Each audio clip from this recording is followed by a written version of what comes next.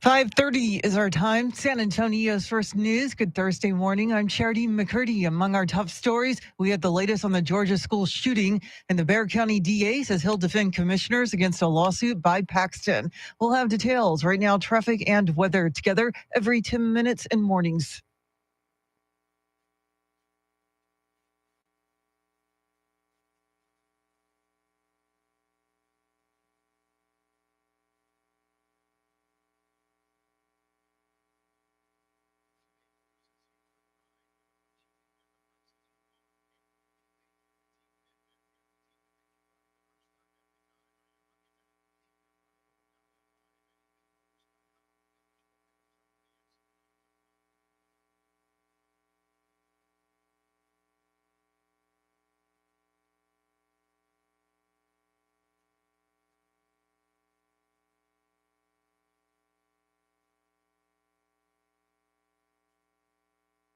Your Weather Channel forecast for this Thursday. Partly cloudy, slight chance of a shower, a high in the upper 80s. Tonight's low near 75. Right now, 73 degrees.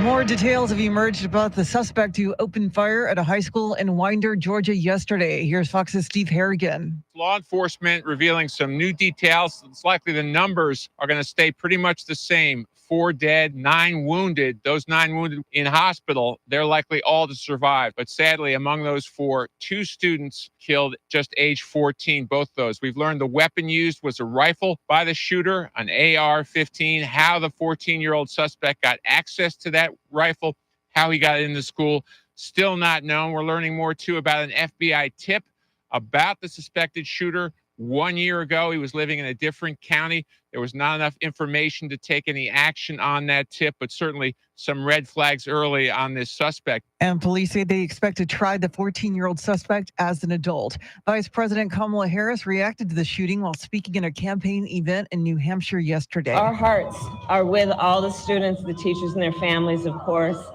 And we are grateful to the first responders and the law enforcement that were on the scene. But this is just a senseless tragedy. President Biden called on Republicans in Congress to work with Democrats to pass common sense gun safety legislation.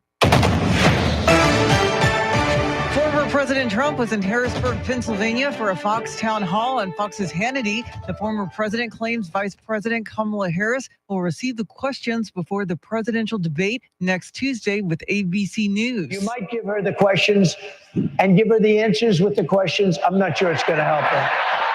Candidates will stand behind podiums for the duration of the 90-minute debate, and no props or pre-written notes will be allowed. Each candidate will be given a pen, a pad of paper, and a bottle of water, and microphones will be muted when the time belongs to another candidate.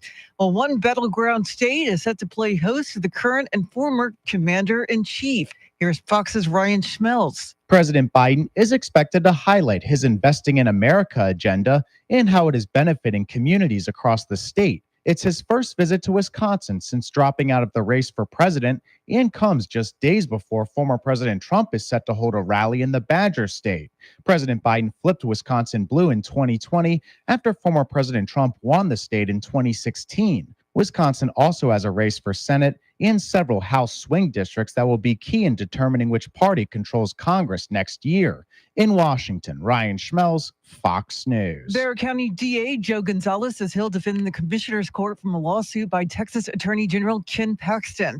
Yesterday, Paxton sued the county commissioners after they approved a plan to mail unsolicited voter registration forms to unregistered residents. State law allows counties to mail applications only to voters who specifically request them.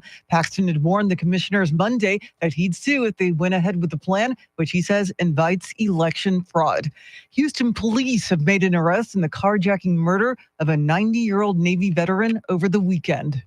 21-year-old Khalil Denzel Arsenault is facing a capital murder charge and 2 counts of aggravated assault. Police believe he's the man who shot and killed 90-year-old Navy veteran Nelson Beckett Saturday outside of his senior living facility in southwest Houston before stealing Beckett's car and running him over as he sped away. Neighbor Rod Boson. A scuffle ensued. They say he put up a good fight, and that's when he got shot. In Austin, Chris Fox, News Radio 1200 WOAI. A report indicates inspectors found no violations at the Kendall County Fairgrounds the day before the bleachers collapsed, injuring 12 people. 3 inspectors checked out the premises on August 30th prior to the Labor Day Fair and rodeo. They didn't find any fire hazards, but it's not clear whether they inspected the bleachers. 8 of the people injured in the collapse were hospitalized. As of Tuesday, all but one of them had been released. Well, no, it's not your imagination. A marketing firm that works with Facebook and Google admitted that the microphone on smartphones is always listening and can be used to place targeted advertising. We've given up a lot of our privacy for convenience over the past 10 years and even longer. Tim Lawless, who's a cyber engineer at UTSA, says there are easy ways of turning this off, but he says you lose the convenience of voice recognition. In a statement, a spokesperson for Facebook's parent company disputed the report, saying they do not use your phone's microphone for ads. An Olympic athlete has died days after police say she was set on fire by her ex-boyfriend. Here's Fox's Jonathan Savage. Rebecca Cheptegei suffered burns to 80% of her body in the attack in Kenya last weekend. We're told the 33-year-old was returning home from church when her former partner covered her in gasoline and set her on fire. Local administrators allege the two had been arguing over a piece of land. Cheptegei represented Uganda at the Paris Olympics, finishing the women's marathon in 44th place. A hospital spokesman says she died of organ failure. The alleged attacker, Dixon Ndima, is in intensive care with burns of his own. Jonathan Savage, Fox News. It is 5:37 now with breaking crime news from around the country. Here's Nancy Grace.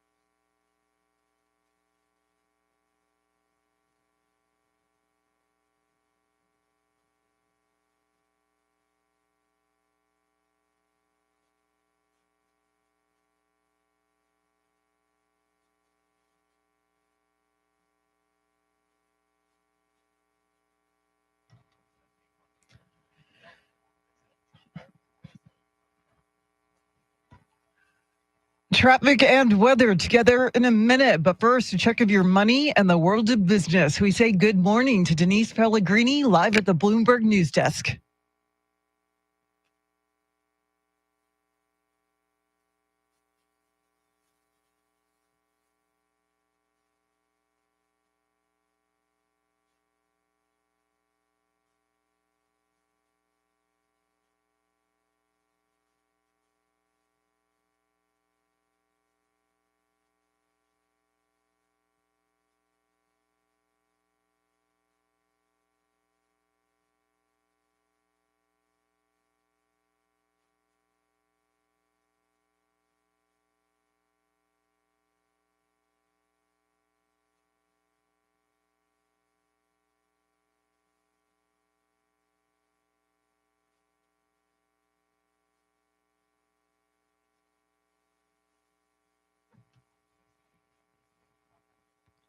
Thanks, Denise. News at the top and bottom of every hour, along with breaking news as it happens. I'm Charity McCurdy. Here's traffic and weather.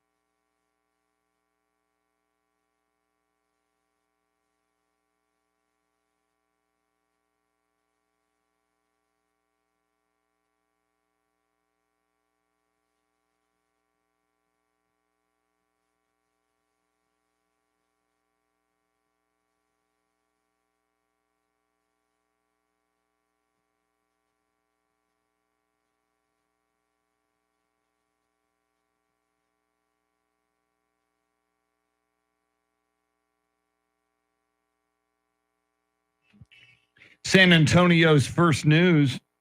Coming up, we will go back in time with Flashback. We're also hearing from you, your reaction on the Talkback feature on the free iHeartRadio app.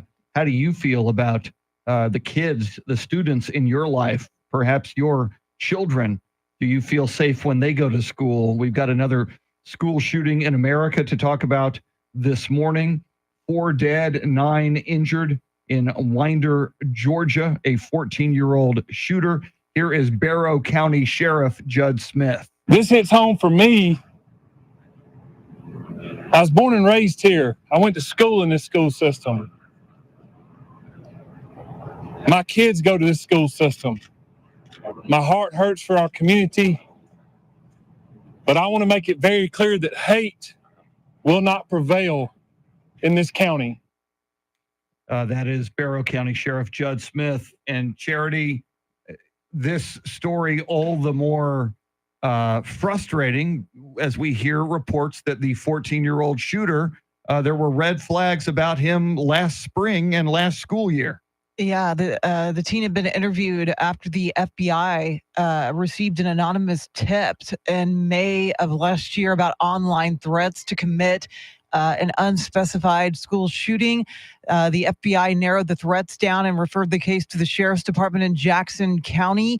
And they interviewed the then 13-year-old and his father, who said they were hunting guns that were in the house, but the teen did not have unsupervised access to them. The teen also denied making any of those online threats. So there was no probable cause at that time for any additional action, including arresting the teen. My question is, if they investigated this kid for making online threats, why were they not watching him? And I wish they would have been able to prove that he was making those online threats, because then he shouldn't have been allowed back in that school. Agree. We've got to do something in this country. These happen so frequently. If a kid in school, a school-age kid, is making online threats like this kid is alleged to have done, we have technology. We can track what home it came from. Sure. The kid should not be allowed in a public school system. When that happens, the parents have got to find an alternative private option, including homeschooling for your kid, if your kid is a threat to the community of other students in a school district. We just have to have a better way of dealing with this. And it's just frightening on so many levels, the fact that this kid is 14 years old and he had the inclination and ultimately followed through on carrying out a shooting in his school. And the fact that his parents don't, at this point, I'm going to guess that they don't have a clue of what's going on in the mind of their 14-year-old kid. And I feel in a lot of these cases, it always starts at home. The parents need to know what's going on with their kid. And number one, their kid should never have access to guns in the home.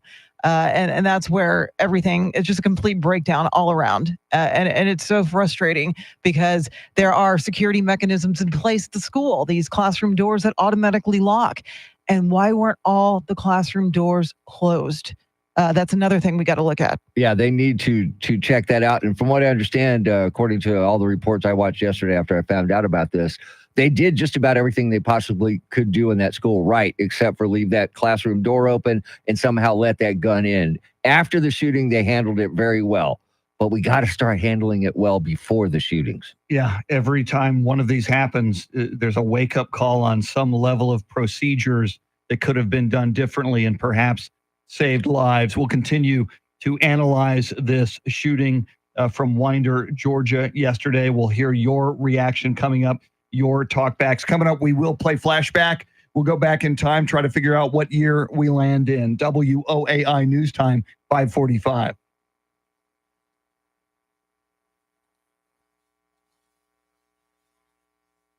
Hello? Okay. We're good. All right. This guy's just not paying attention over there again. And again, to everybody in here, we apologize. Oh, my God, she's back. We apologize oh, my God, look, dude. For the look, crashes that have been happening here. We're working on it.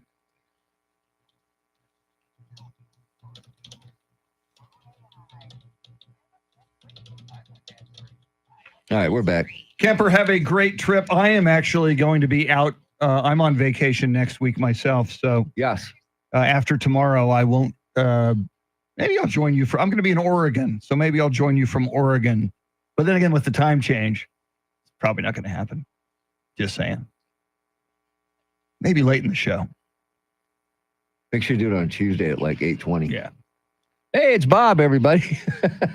Hey, good morning, Bob. Hey, Bob. Bob, this is WOAI. We're San Antonio's first news on 1200 WOAI. Repeat after me. Bob. Oh, look, he had to go to that other station. Bob. That's not helping yourself, buddy. That's not. You never have to go to that other station. Yeah, sick of pollen. I will be in Eugene, Oregon, and I will be on the Oregon coast. Look at this. This NFL season expected to bring in $35 billion in bets. That's just nuts, Well, man. and Walter Pasacreta posted, I think, that number. Yeah. And he said, way to go, Texas. You're going to get none of this money. Yeah, he's right. Because the money's going to be bet. Legally, they're not going to get any, but the bookies will. Well, legally, state of Texas, we should have sports books and casino gambling where we can place bets that would go to the state of Texas. But nope. We want. Nope. Oh, my God.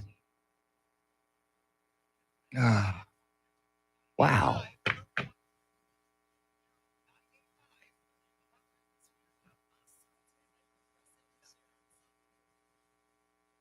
Whoa. This happened recently. I just got an Amazon delivery in the dark at my home. This early? Yeah, this happened like last week or the week before. Huh. I mean, I guess they work hard, and but that's a little insane. Delivery at 5:30 a.m. You know, in Texas, you might get shot. Exactly, delivering stuff in the dark, man. It's probably not a good idea. No, it's not my delivery because I'm having a delivery today too, but they don't usually show up at my house till the afternoon.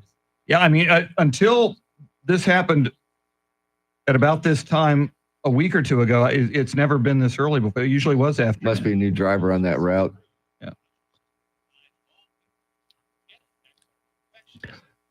All right, stand by.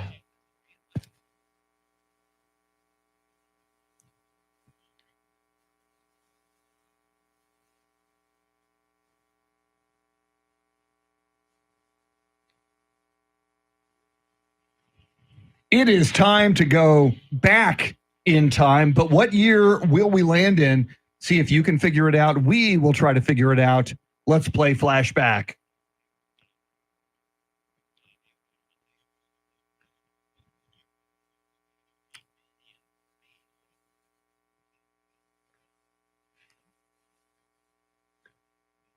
What?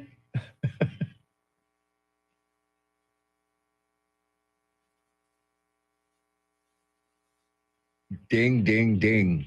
Ding, ding. Definitely on this one, yes.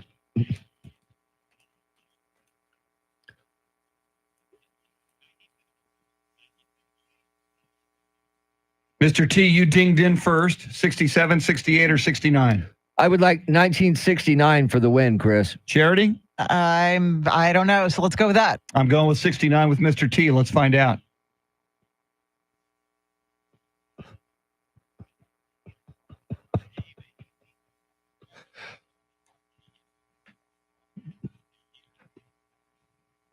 Ding! The Amsterdam Hilton, by the way, you can rent that room at the Amsterdam Hilton, and you can stay in that room. Can you lie in bed for a week? Yes, if you choose. Only Timothy Leary and Tommy Smothers won't be there when you sing All We Are Saying is Give Peace a Chance. Yes. Charity, what stories are you following? 2 students and 2 teachers are dead, 9 others injured after a 14-year-old student opened fire with an AR-15 style rifle in Georgia. Donald Trump is making another attempt to delay the sentencing in his hush money trial. And as the NFL season gets underway tonight, the Dallas Cowboys are no longer the league's most hated team. We'll have details right now, traffic and weather.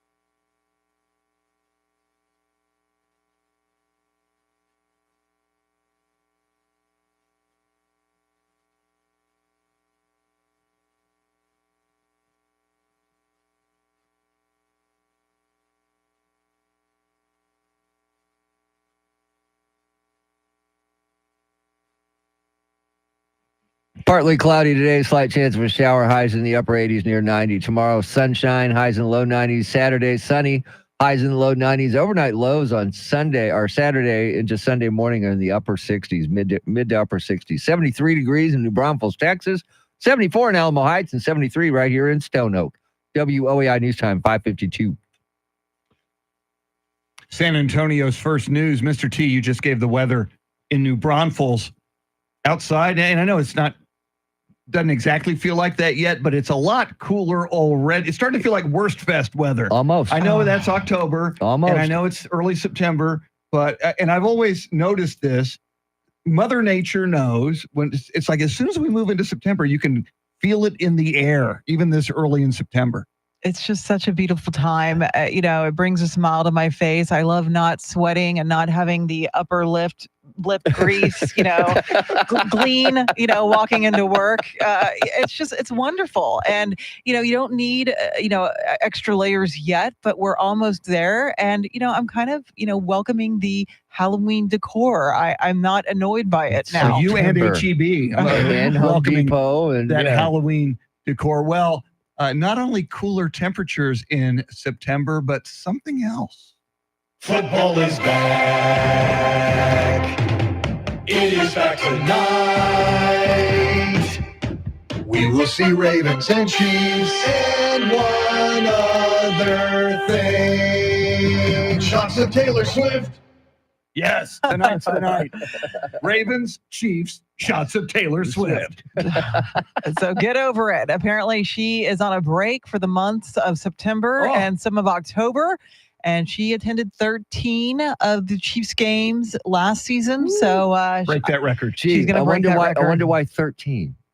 That's her favorite number. Yeah. Hey. Mm-hmm. See, you were right there on that. I did not make that immediate connection. I'm sorry. On the number 13. I can't help it. The Swiftie in me, my inner Swiftie, did not wake that inner Swiftie up. Well, and Charity, you keep talking about it. I'm surprised so many dudes, like single 20-something dudes, are so appalled and angry that they're cutting away. And they even, this was a big story, and we talked about it last season as well. When you add up the total seconds that Taylor Swift is on screen for a football game, it's like 90 seconds. Yes. Total. Yes. So there might be 7 shots. Yes. But a total of 90 seconds. And dudes are just so outraged. Oh, there she is again.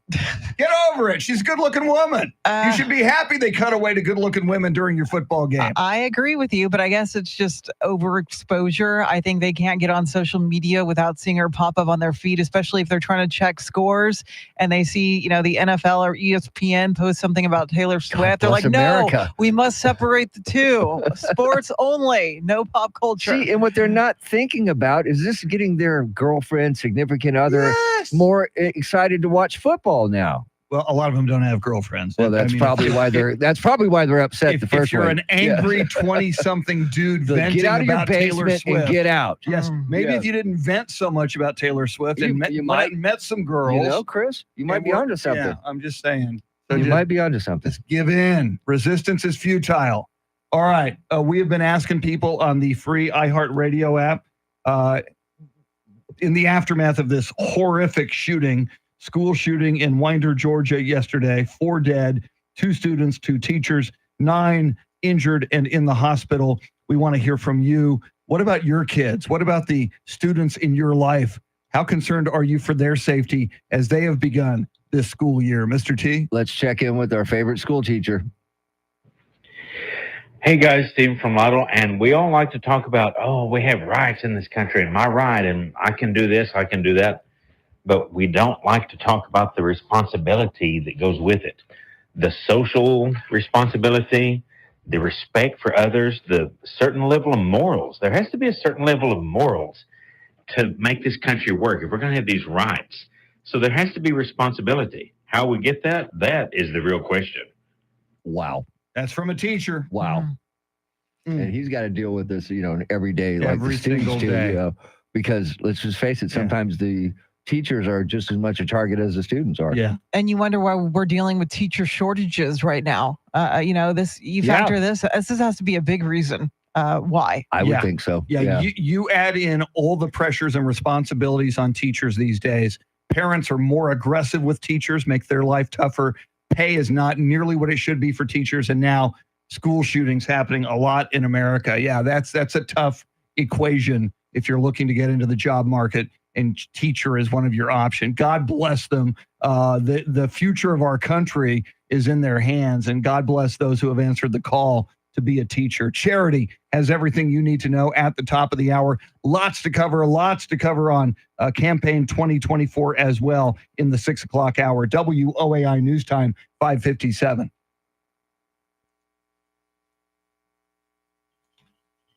Hey, everybody. Back.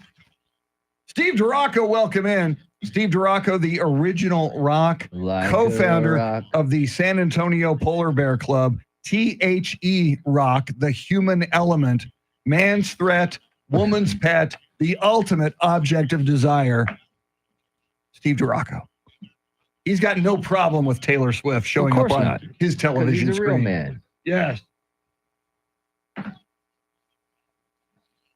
And he's a fan of Low, by the way, on top of all of that. It just doesn't stop, does it? It just doesn't stop, ladies. Woo!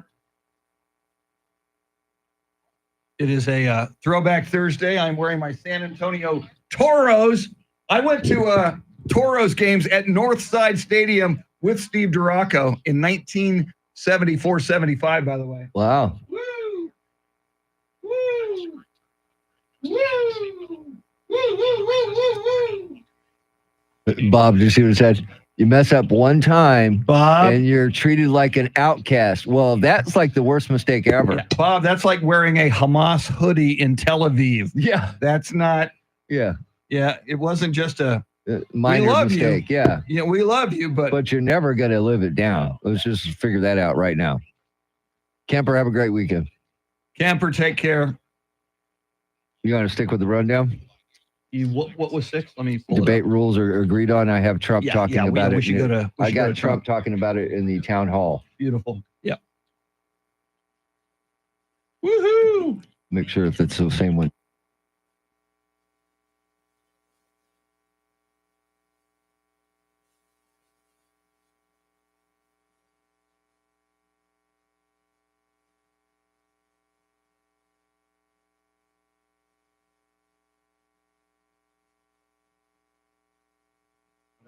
Okay, we're back.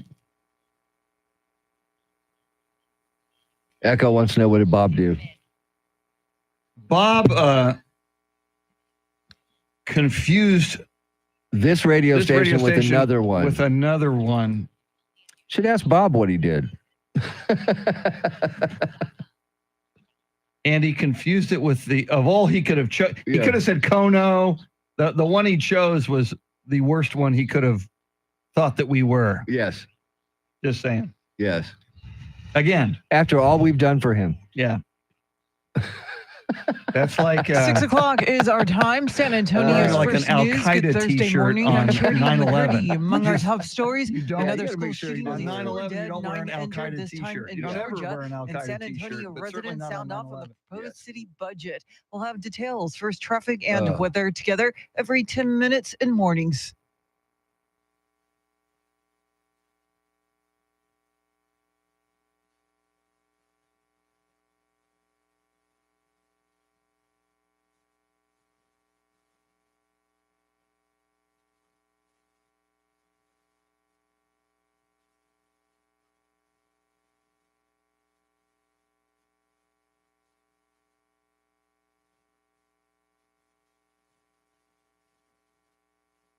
Your Weather Channel forecast for this Thursday, partly cloudy, slight chance of a shower, a high in the upper 80s. Tonight's low near 75. Right now, 74 degrees.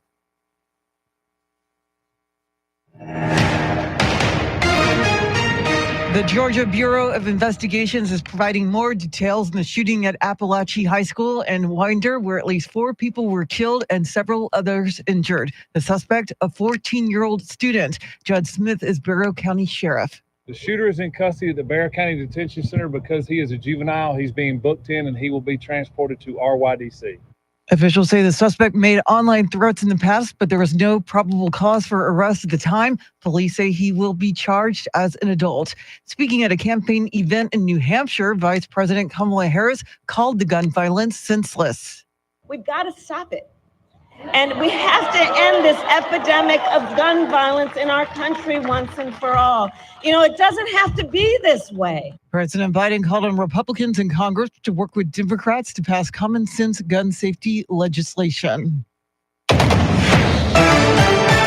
Former President Trump last night was in Harrisburg, Pennsylvania for a Fox town hall. Trump made this claim about the upcoming presidential debate next Tuesday with ABC News. Her best friend is the head of the network. Her husband's best friend is married to the head of the network. And they're going to get the questions.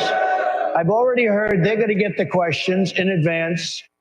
Trump made that claim about Kamala Harris getting the questions in advance of the debate. And we now know the rules for the event. Here's Fox's Aisha Hasni. The mics will be muted. There will be no audience and there will be no notes allowed for the candidates. Trump and Harris are in a fight for the battleground states. The two are neck and neck in the Keystone State, according to a brand new CNN poll. And debate moderators will be David Muir and Lindsay Davis. Russia is promising retaliation against American media after the U.S. accused Russian outlets of trying to influence the presidential election. Here's Fox's Jonathan Savage. The Russian Foreign Ministry says the U.S. government is trying to stoke fears among American voters. This after charges were filed against employees of Moscow's state broadcaster RT. It's claimed they were trying to interfere in November's election using content with hidden messaging. A Russian government spokesperson's vowed it'll respond in kind, alleging the charges are part of a plan to purge dissenting voices and paint Russia as a mythical enemy. Reporters Without Borders ranks Russia at 162 out of 180 countries on its press freedom list. The US is at number 55. Jonathan Savage, Fox News. A group of Texas Democrats went to the Justice Department to launch an investigation into Attorney General Ken Paxton. They claim there are civil rights violations linked to the targeting of Latino organizers and volunteers. These were members of LULAC. I mean, this is one of the oldest, if not the oldest, Latino civil rights organization in the country. And shortly before this, LULAC had endorsed Kamala Harris. Congressman Joaquin Castro is critical of a state lawsuit challenging a plan to mail voter forms to homes in the San Antonio area where no one is registered. Meantime, Bexar County DA Joe Gonzalez says he'll defend the county commissioner's court from the lawsuit by Texas Attorney General Ken Paxton. And it is budget season once again at San Antonio City Council, and the police department wants a raise. San Antonio PD is seeking a 5% or $30 million increase to hire 65 new officers and invest in new tech like AI cameras downtown. Councilmember Melissa Cabello-Haverda, who chairs the Public Safety Committee, tells News 4 she wants to see police be more proactive on crime. The increase in budget, the increase in police officers has been overwhelmingly positive. Not everybody feels like that, and I understand there are plenty of reasons why. The city also wants to at least double the fines for unpermitted and false alarms, saying 91% of burglar alarms are false calls. Between the cops and the fire department combined, they respond to nearly 80,000 false calls every year. Eric Lycum, News Radio 1200 WOAI. Arrests have been made in the shooting last month at the gates of Laughlin Air Force Base. Police Chief William McManus says the suspects were working together to steal a car that night. And fire multiple rounds into the direction of multiple houses by JBSA. He says because nobody was hit, they're both being charged with deadly conduct, a misdemeanor, but he says more charges are coming in both the county and by federal investigators. The suspects, who are both 19, are believed to be involved in another shooting at a child's birthday party. The weapon they're accused of using had an illegal switch, which turned it into a machine gun.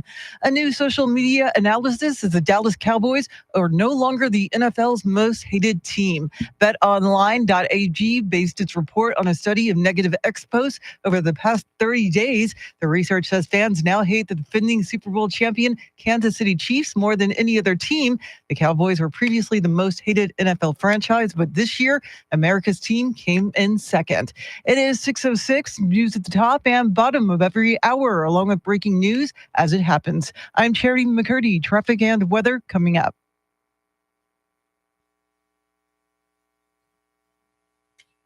There we go. We're back. All right.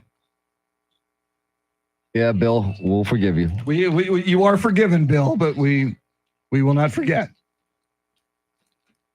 It was egregious. And if you go to Tel Aviv or anywhere in Israel, Yeah, please, don't wear a Hamas hoodie. Yeah, don't borrow EJ's hoodie. No. And don't wear an Al-Qaeda T-shirt on 9/11. That's No. next week, by the way. Yes, it is. Day after the debate.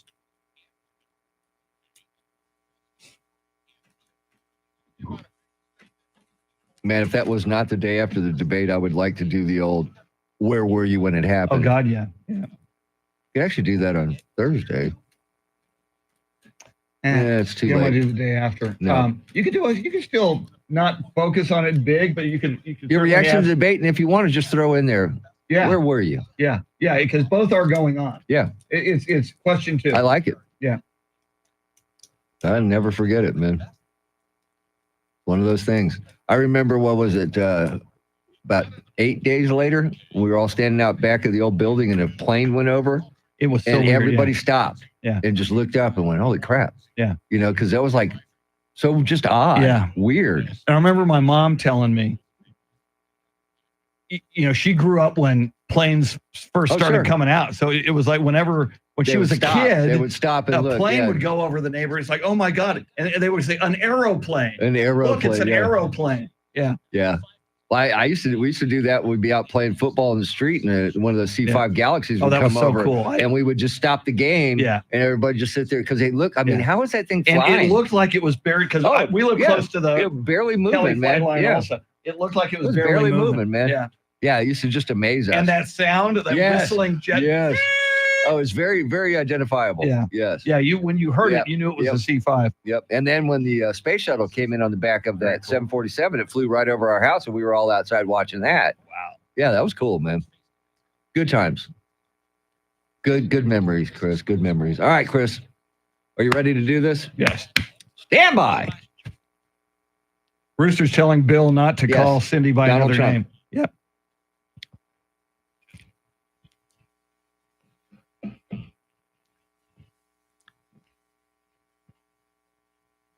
San Antonio's first news, Charity McCurdy, Mr. T, Tim Merriman. I'm Chris Duell, Charlie Parker. With those were the days at 6:48. Charlie will be in studio at 8:40 with Parker's picks, the college football picks for the weekend. I'm sure he'll have more on his mind as well. And in addition to our coverage of this horrific school shooting in Winder, Georgia yesterday, lots going on with Decision 2024. Coming up, we will talk what we know about this debate that happens next Tuesday night in Philadelphia. Also, 6:40, White House correspondent John Decker on the Hunter Biden criminal trial that is set to begin today. We'll get into all of that coming right up. But first, your traffic and weather together.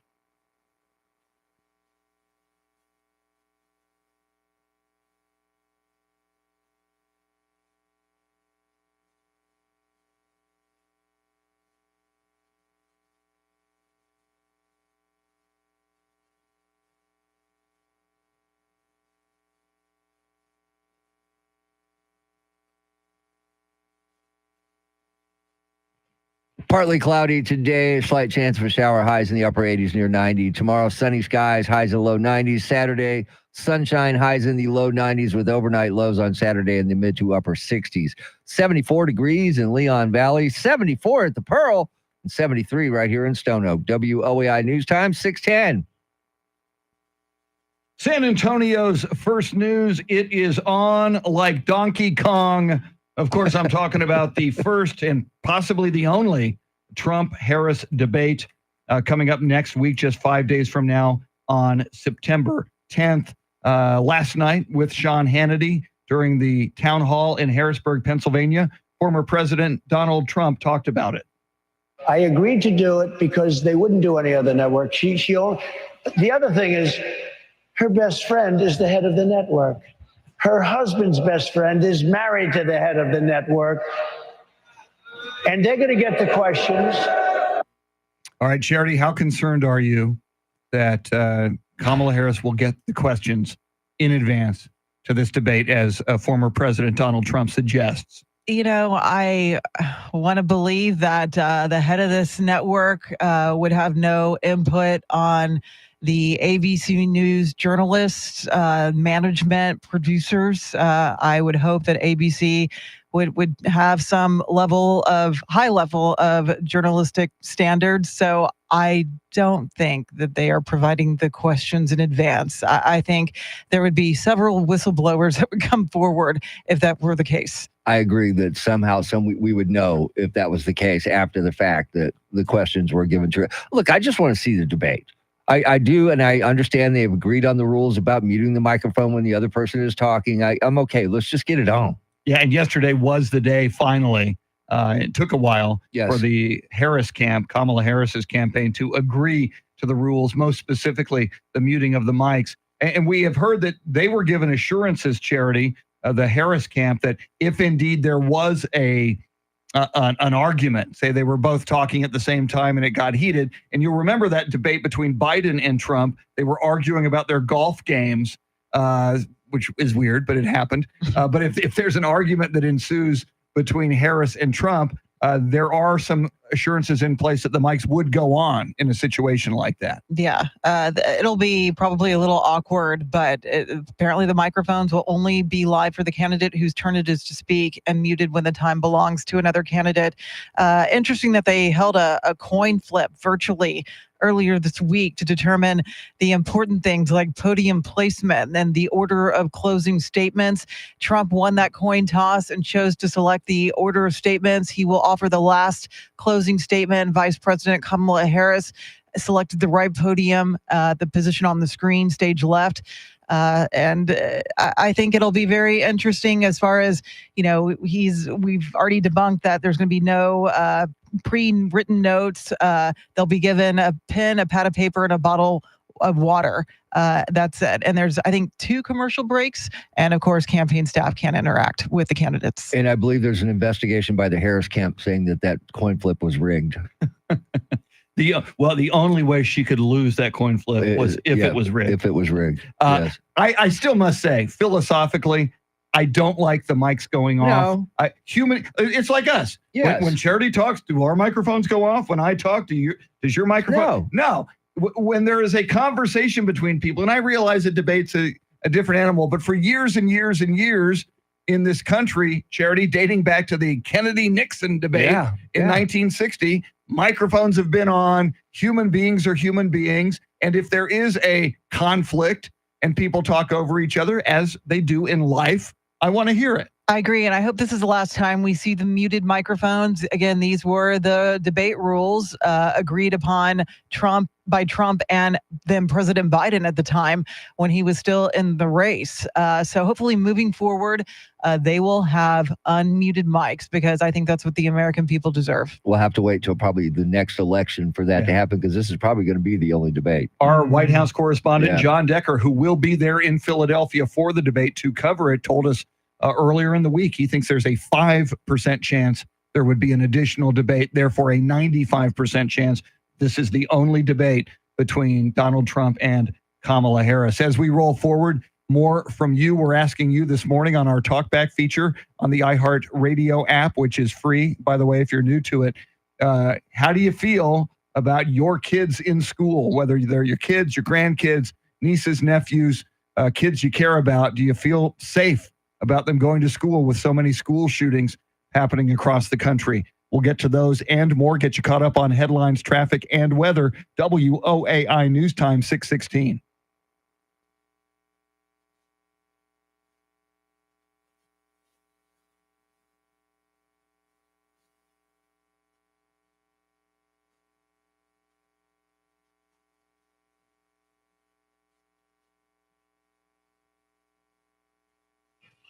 All right, we're back.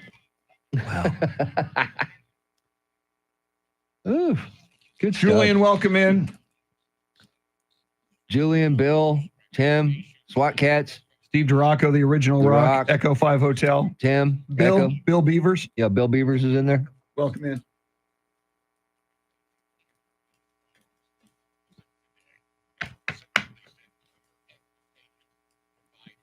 Are we on it or what? I know. We're all over it, bud. Going back to the shooting at 20, if that's cool. Yes. Are there... Wait, here comes Andrew. Shh. What do you mean? He...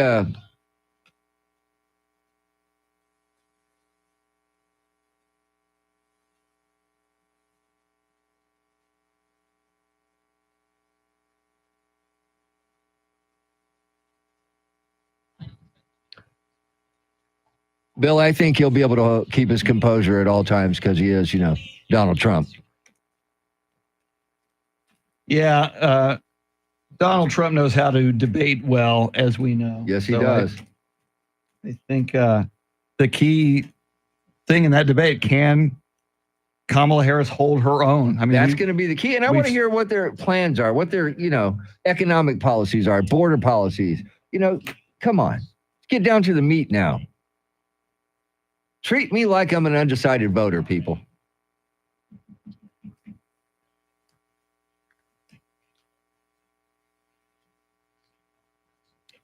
I love little baby ducks.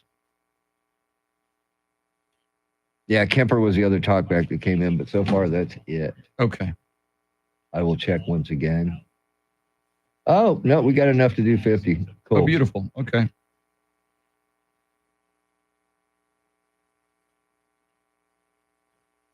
There we go.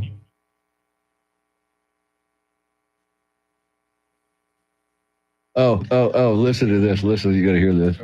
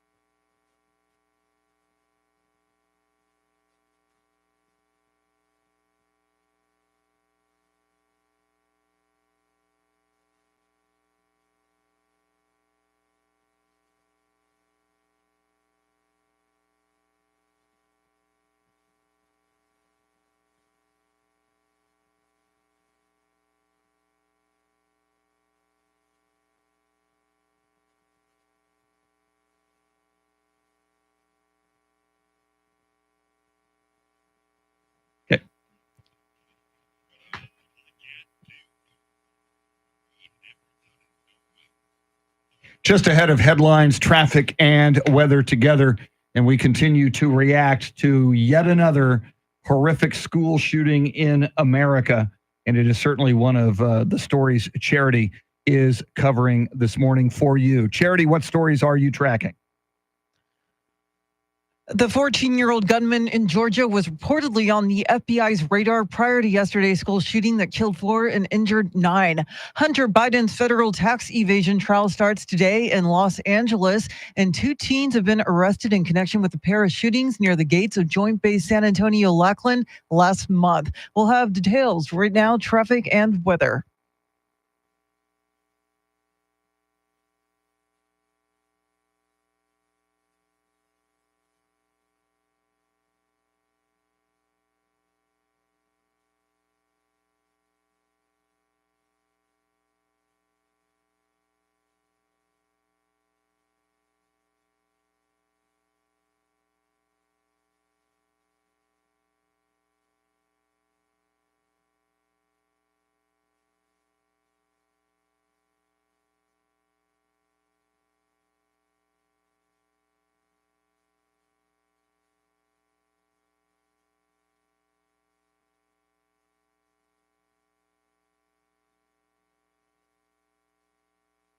Partly cloudy skies today, slight chance of a shower, highs in the upper 80s near 90. Tomorrow, mostly sunny, highs in the low 90s. Saturday, mainly sunny, highs in the low 90s. Overnight lows on Saturday in the mid to upper 60s. 74 degrees in Lavernia, 74 in Castroville, and 73 right here in Stone Oak. WOEI News Time, 622.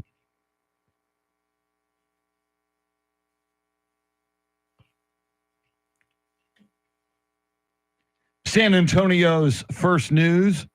Charity McCurdy, Mr. T, Tim Merriman, Charlie Parker with those were the days at 6:48. I'm Chris Duell. At 6:40, Charity mentioned the Hunter Biden federal tax evasion trial beginning today. We'll get the latest on that from White House correspondent and attorney John Decker.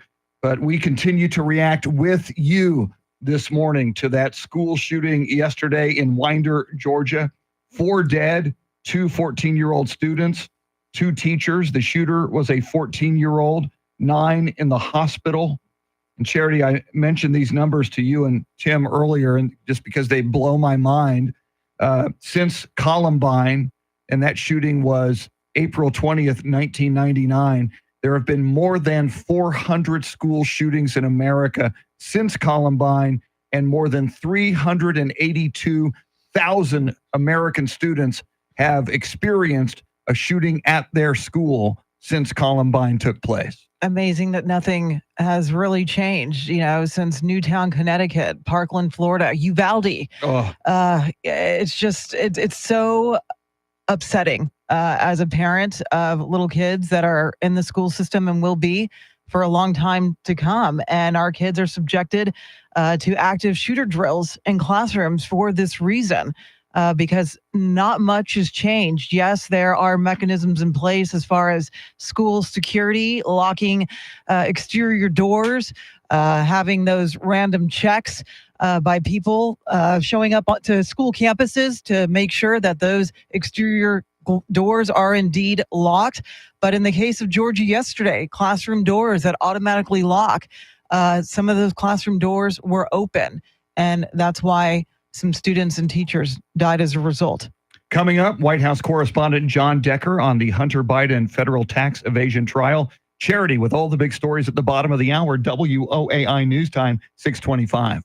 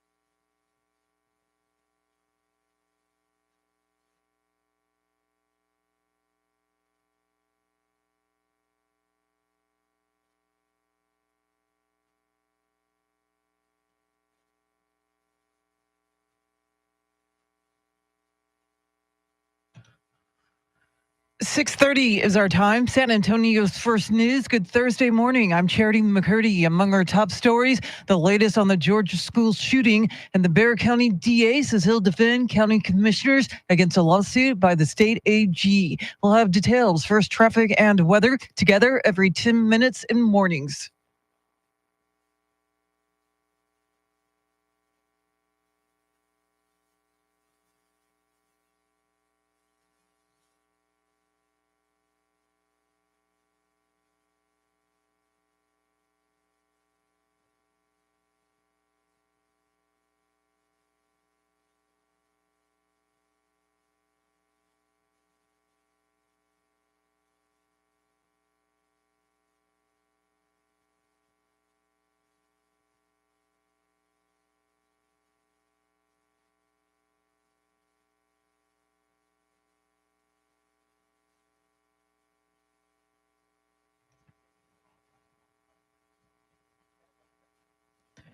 Your Weather Channel forecast for this Thursday: partly cloudy, slight chance of a shower, a high in the upper 80s. Tonight's low near 75. Right now, 74 degrees.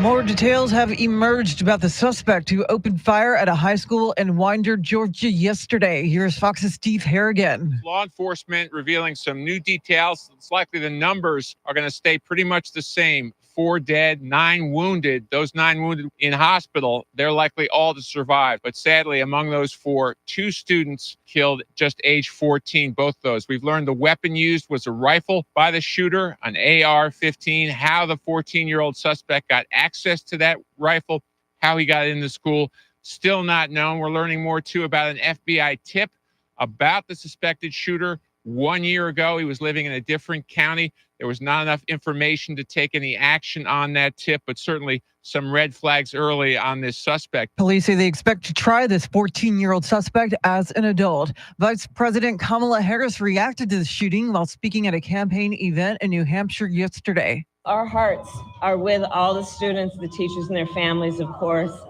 And we are grateful to the first responders and the law enforcement that were on the scene. But this is just a senseless tragedy. President Biden called on Republicans in Congress to work with Democrats to pass common sense gun safety legislation.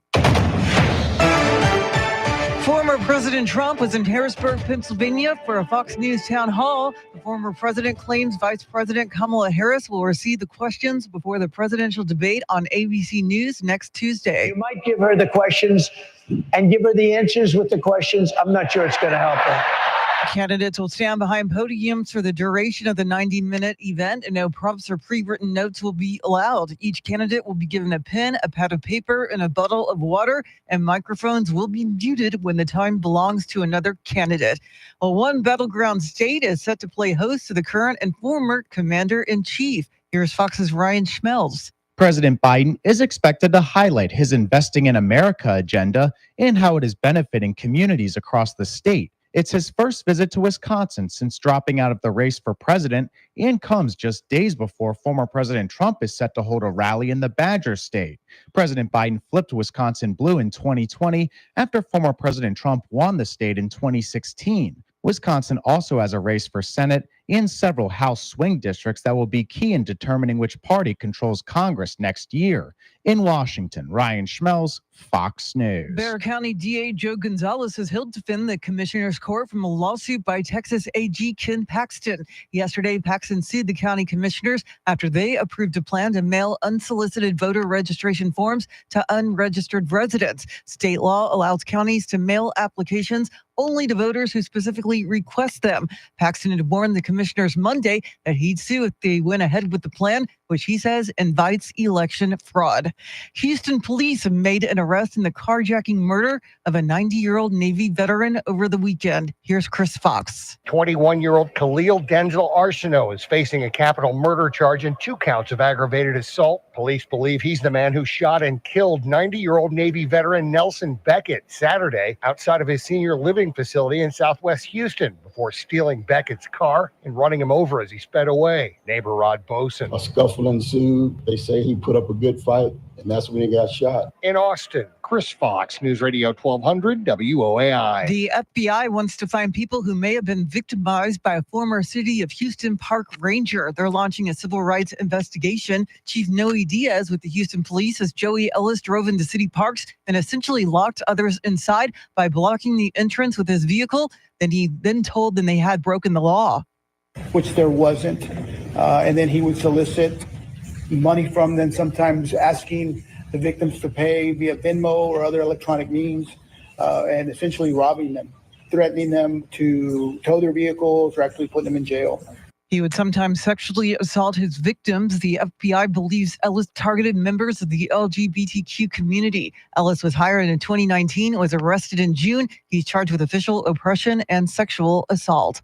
Well, it's not your imagination. A marketing firm that works with Facebook and Google admitted that the microphone on smartphones is always listening and can be used to place targeted advertising. We've given up a lot of our privacy for convenience over the past 10 years and even longer. Tim Lawless, who's a cyber engineer at UTSA, says there are easy ways of turning this off, but he says you lose the convenience of voice recognition. In a statement, a spokesman for Facebook's parent company disputed the report, saying they do not use your phone's microphone for ads.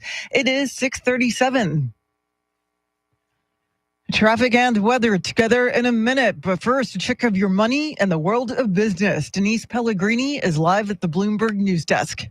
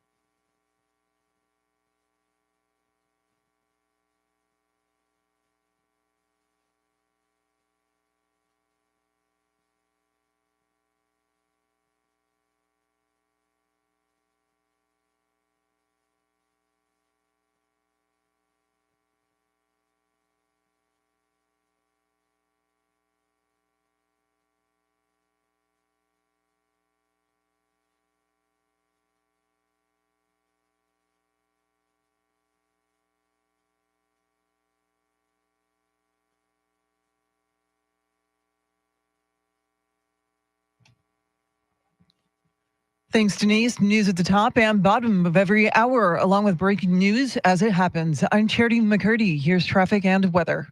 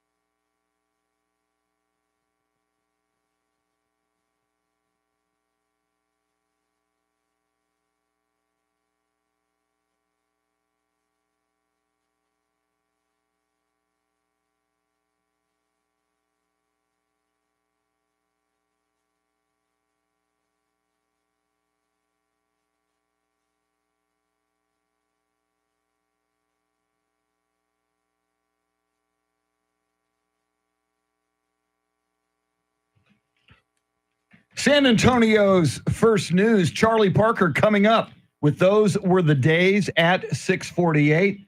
But right now, let's check in with White House correspondent and attorney John Decker. And John, as an attorney, you've got a perspective that a lot of reporters don't have when you look at a case like Hunter Biden's federal tax evasion trial beginning today. What do you expect to see at that trial? Well, this is a serious case that Hunter Biden is facing. It is for tax evasion, not declaring more than $1 million in income over 4 years to the Internal Revenue Service, charged as felonies, is convicted on the counts that have been brought against him by a federal grand jury, he could face a maximum of 22 years in prison. Now, jury selection gets underway today in Los Angeles. That's where this trial is taking place. The trial itself expected to last 2 weeks, and I do not know at this point whether the First Lady, Dr. Jill Biden, will attend this trial in the same way that she attended Hunter Biden's federal criminal trial in Wilmington, Delaware in early June. John, this sounds like the public will get a rerun of Hunter's drug addiction saga during this trial, which is clearly not how Joe Biden wanted to end his presidency. I agree with you. That is part of actually the defense for Hunter Biden, that because his judgment was clouded by drugs, that is one of the reasons why he did not declare his income. But the government's going to say, but it didn't stop you from engaging in these business deals that you secured during the 4 years in question, in which you secured significant income.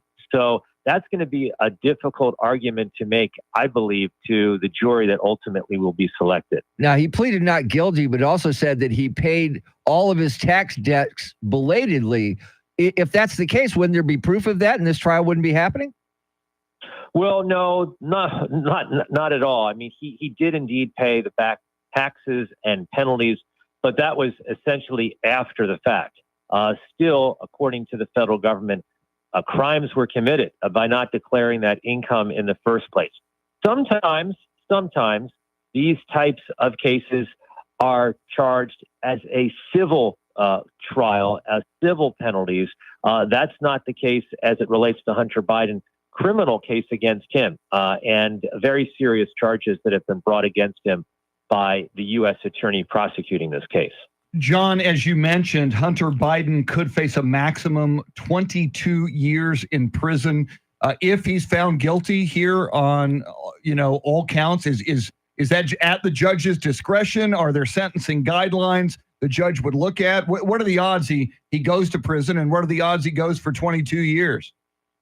Well, let's take it step by step. It's a great question. Step by step, let's go down the road that he is found guilty. Don't know if that's not going to happen, but if that indeed happens, then it would be up to the federal judge presiding over this case to determine the sentence for Hunter Biden as a first-time offender in this regard.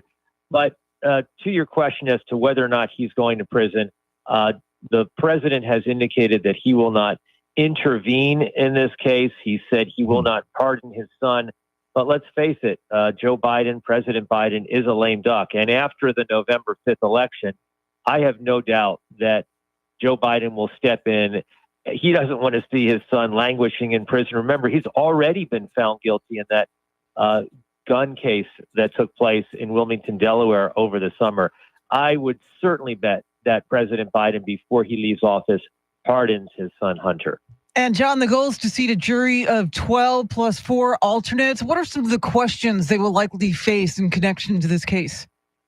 Well, they will face questions similar to the questions that ultimately were put to the jury that was selected in the Wilmington, Delaware case in terms of their familiarity with this case against Hunter Biden, whether they have any biases against the president, or indeed their ability to separate those biases in adjudicating this case, being an impartial juror.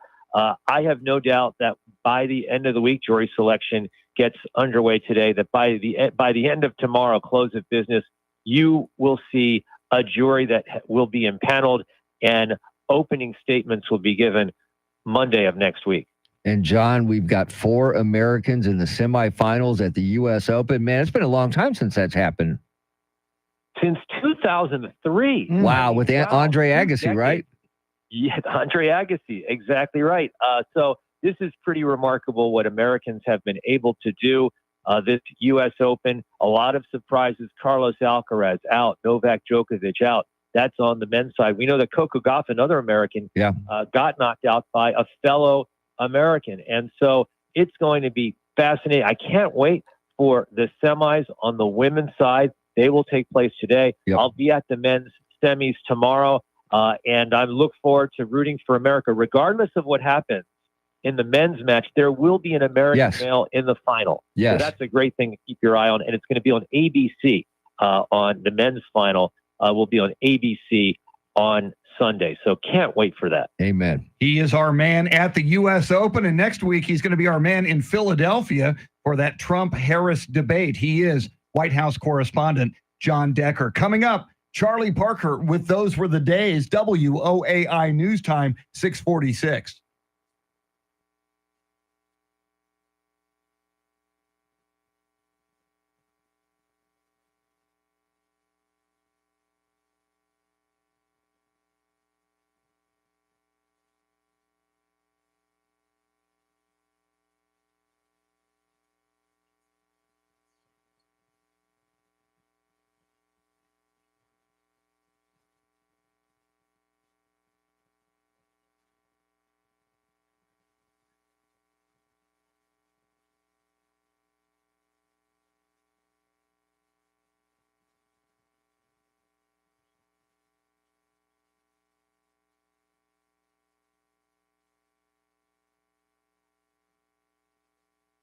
And we're back.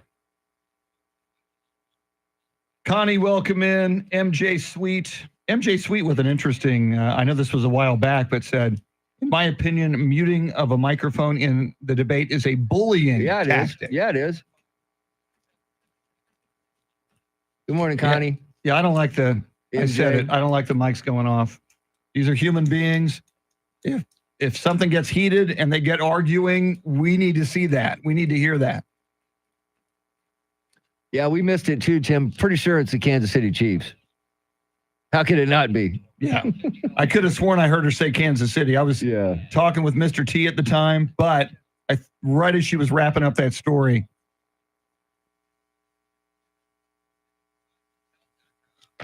Grumpy old fart's in here. Grumpy old fart, is he here already? I didn't see him in the parking lot. This the other guy. Yeah, fart. the other grumpy old fart. Welcome in, grumpy old fart. Did Bill check out?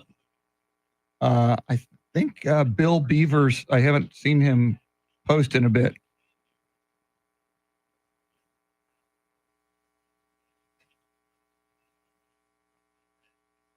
There's Bill.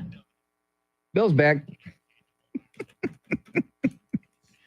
We keyed. Yeah, we keyed. We keyed. You know why? Because we can.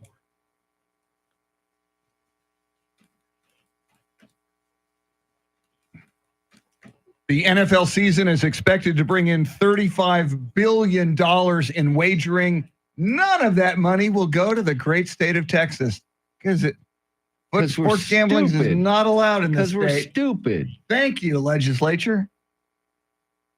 Unbelievable. There will not be casino gambling unless you go to an Indian reservation. True that. And let's just face it, man. It's ridiculous to think people in Texas are not going to bet because it's not legal. No, you're just letting me go overseas. Overseas, offshore, illegally. Illegal. So Texas gets none of that revenue. So you're encouraging us to break the law is what you're doing. And let all the casino gambling go to Louisiana. People let them fly to Vegas. Yeah. Anywhere but here. We don't want that income. That should be their campaign slogan. Anywhere but here. Anywhere but here. We'll get down with Wiki P. Wiki P. Wiki P, yo. Wiki. Rapper Wiki P. Yeah. Yo. Wiki P. Oh, I'm sorry. I didn't do it right, Chris. Get down with Wiki P. See, there it is. Very nice. Yeah. How many talkbacks? Oh, like chingones. So, yeah, just an infinite number right now, Chris. An infinite number of talkbacks. There are, let's see, 3, 6, 7, 8. We're not going to get to all of them right here. Let's see.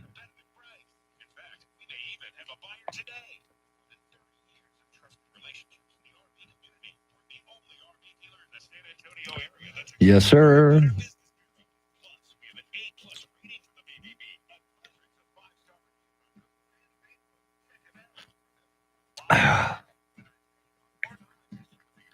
Or is it Uncle Wiki P? I forget.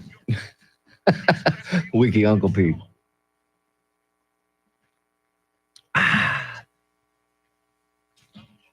And tomorrow's the day that Boeing Starliner comes back. Oh my goodness. Yep. It should happen during the show. No, wow. That's great. The way I understand it, it should be happening during this show.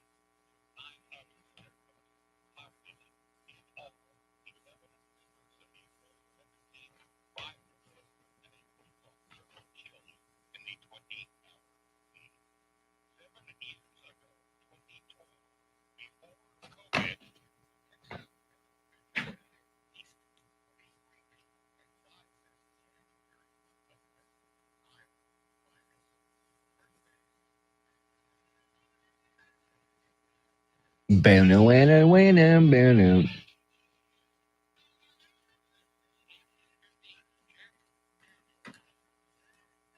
you later, SWAT.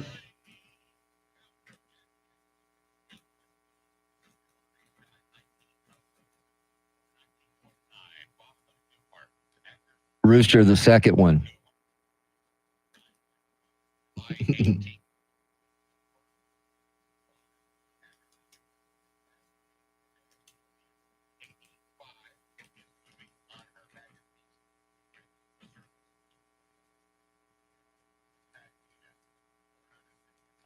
Kel Welch.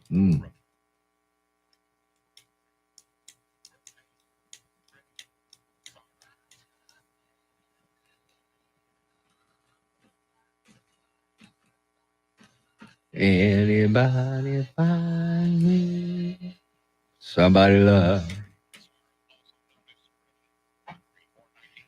Oh, I guess on our promo, we got to promo the fact that you're going to close our weekend earworm is going to be done live by Chris Duell. Oh, is that what we're going to do? Why not? Yeah, sure. Why not? Okay. Yeah, I got to make sure I do that tonight. A live weekend earworm. That is the first ever. Woo!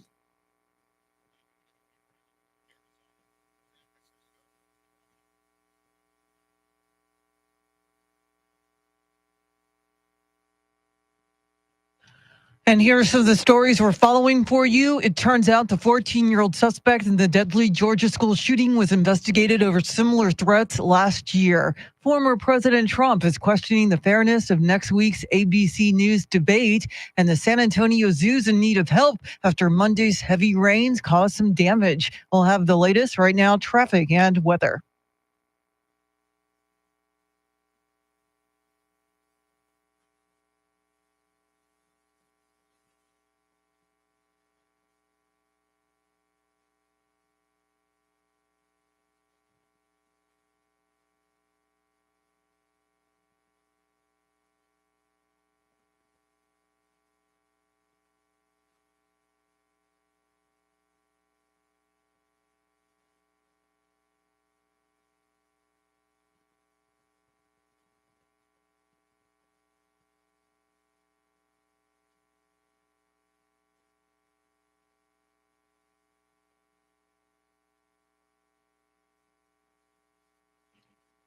Partly cloudy today, slight chance of a shower, highs in the upper 80s near 90. Tomorrow, mostly sunny, highs in the low 90s. Saturday, sunshine, highs in the low 90s. It is 73 degrees in New Braunfels, Texas, 74 at Fort Sam Houston, 73 right here in Stone Oak. WOEI News Time, 6:55. San Antonio's first news, that is Mr. T, Tim Merriman. She's Charity McCurdy. Our thanks to Charlie Parker. For those were the days. Charlie will be in studio at 8:20, among other things, Parker's picks for the weekend in college football. Well, we have been reacting with you all morning long to that horrific school shooting in Winder, Georgia. 2 students dead, 2 teachers dead, the shooter, a 14-year-old in custody, 9 injured and in the hospital. And we've been asking you on the free iHeartRadio app, on the Talkback feature, if you've got kids in school, your kids, your grandkids, kids you care about in your life, how do you feel about their safety in our local schools? Mr. T? Here's the first one. Enough is enough. If you go to the airport, you go through serious scrutiny with metal detectors and pat downs. But now, even if you go to high school football games, you got to at least walk through a metal detector. Why don't we have metal detectors at every school? I'm sure the parents of the students would be glad to pay an extra couple dollars a month to cover that cost. It's a good point. Charity, you're a mom. You want metal detectors at every school? If it means that my kids come home safe, absolutely. All right, let's check in with the storyteller. Good morning. It's the storyteller. Mr. T, I was wondering, what are you going to do if your thoughts and prayers are not enough? Or were you talking about my thoughts and prayers as being insufficient? Well, here's a thought. You have a powerful voice on a powerful platform. And here's my prayer, is that people will hear your message. Those people that can do something to protect our children. Y'all have a wonderful day. Tell them, Kemper, I said hello. What I said, storytellers, is that thoughts and prayers are not enough anymore. We need to do more. And I actually agree with that. I mean, thoughts and prayers, it can only go so far. We need to do something to make sure this never happens again. You look around the world, and while there are mass shootings in other countries, not at the frequency as they are here in the United States of America. Charity, the frequency of these acts, these horrific acts of mass shootings and school shootings, it's a uniquely American problem.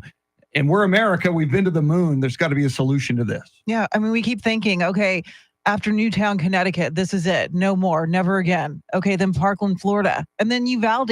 You know, it keeps piling on, and nothing changes. Yes, there's been some security protocols in schools, but apparently that's not enough. There is still someone as young as 14 years old getting their hands on an AR-15 and managing to bring it into the school.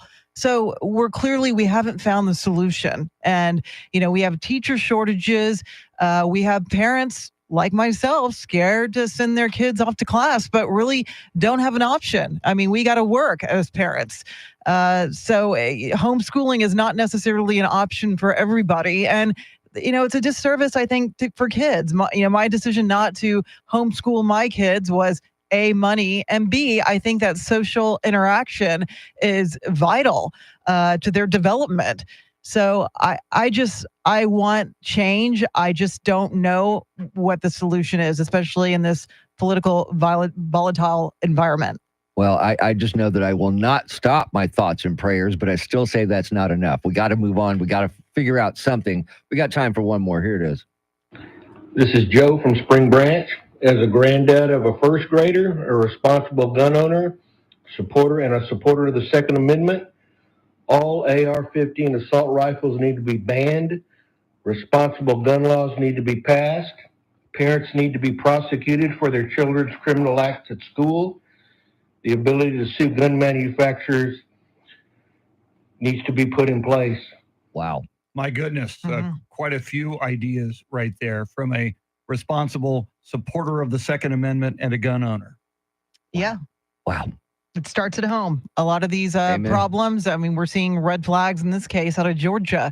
And a lot of this starts at home with the parents. Yeah, I agree that parents who allow an AR-15 to get in the hands of their 14-year-old kid, that parent or those parents are very liable and responsible as well. Coming up, wait till you hear this. We'll lighten it up a little bit. I know we're talking a lot about the Georgia shooting, and we will continue to do so. But I think especially football fans, you're going to like wait till you hear this coming up at 7:10. Charity coming right up right now with everything you need to know on this Thursday morning. WOAI news time is 7 o'clock.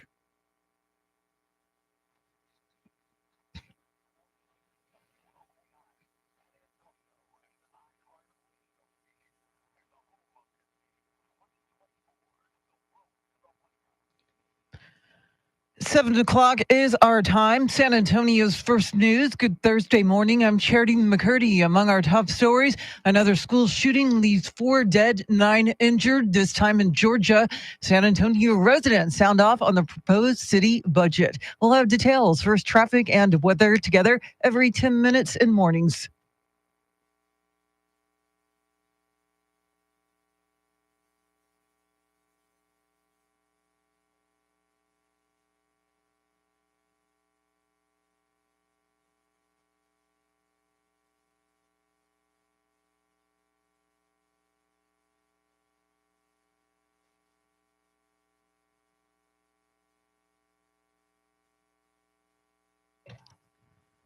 Your Weather Channel forecast for this Thursday. Partly cloudy, slight chance of a shower, a high in the upper 80s. Tonight's low near 75. Right now, 73 degrees.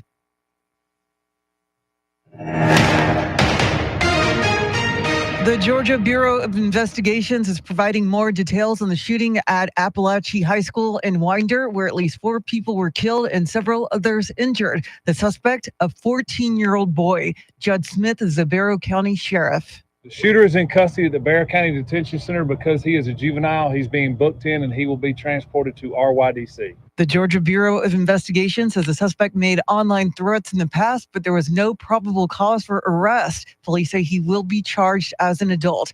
Landon Culver is a junior at the school and attended a vigil for the victims last night. I was listening and you could hear gunshots like just ringing out through the school, and like you're just wondering like which one of those is going to be somebody that you're like best friends with or somebody that you love. And it's really like a terrifying thing. Speaking at a campaign event in New Hampshire, Vice President Kamala Harris called gun violence senseless. We've got to stop it. And we have to end this epidemic of gun violence in our country once and for all. You know, it doesn't have to be this way. President Biden called on Republicans in Congress to work with Democrats to pass common sense gun safety legislation. Former President Trump last night was in Harrisburg, Pennsylvania for a Fox town hall on Fox's Hannity. Trump made this claim about Kamala Harris in the upcoming presidential debate next Tuesday on ABC. Her best friend is the head of the network. Her husband's best friend is married to the head of the network. And they're going to get the questions. I've already heard they're going to get the questions in advance. And we now know the rules for the debate. Here's Fox's Aisha Hasni. The mics will be muted, there will be no audience, and there will be no notes allowed for the candidates. Trump and Harris are in a fight for the battleground states. The two are neck and neck in the Keystone State, according to a brand new CNN poll. And debate moderators will be David Muir and Lindsay Davis. Russia is promising retaliation against American media after the U.S. accused Russian outlets of trying to influence the presidential election. Here's Fox's Jonathan Savage. The Russian Foreign Ministry says the U.S. government is trying to stoke fears among American voters. This after charges were filed against employees of Moscow's state broadcaster RT. It's claimed they were trying to interfere in November's election using content with hidden messaging. A Russian government spokesperson vowed it'll respond in kind, alleging the charges are part of a plan to purge dissenting voices and paint Russia as a mythical enemy. Reporters Without Borders ranks Russia at 162 out of 180 countries on its press freedom list. The U.S. is at number 55.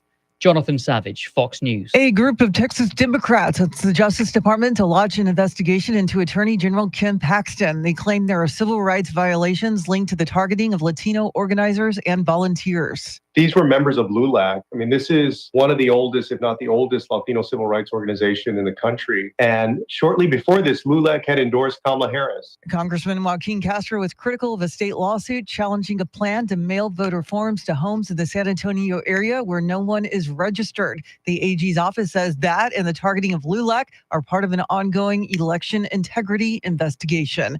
The San Antonio Zoo says they need your help after they were forced to close on Tuesday due to flooding rains. Zookeepers say heavy rainfall flooded St. Mary's Street and Brackenridge Park, which made the San Antonio River overflow and covered parts of the zoo in several inches of water.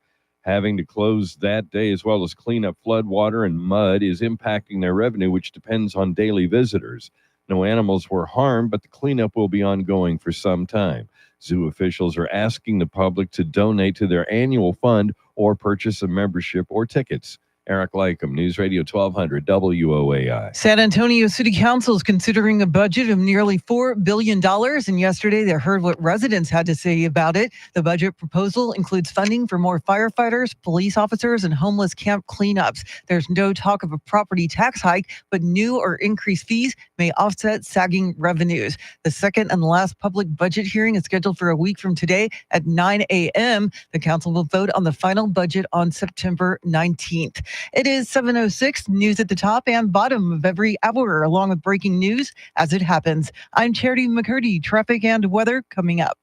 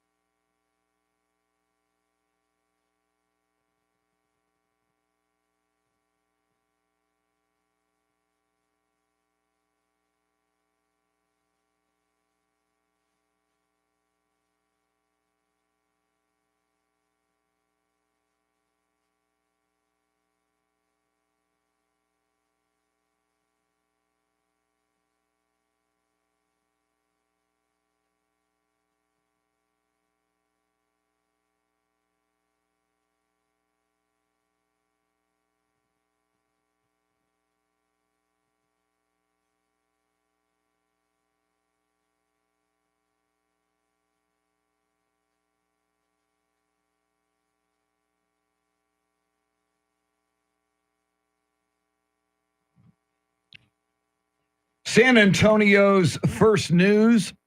Charity McCurdy, Mr. T, Tim Merriman. Charlie Parker will be with us in studio at 8:20. Lots on his mind, including Parker's picks, college football for the weekend.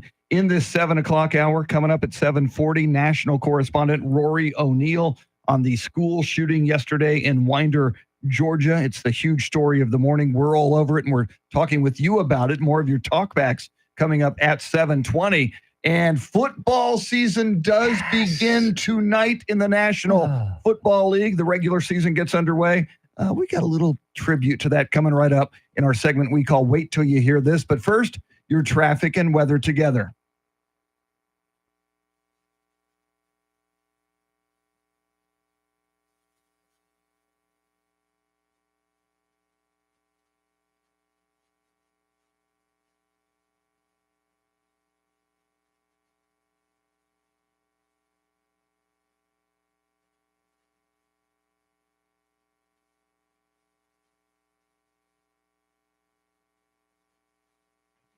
Partly cloudy skies today. Slight chance of a shower. Highs in the upper 80s, near 90.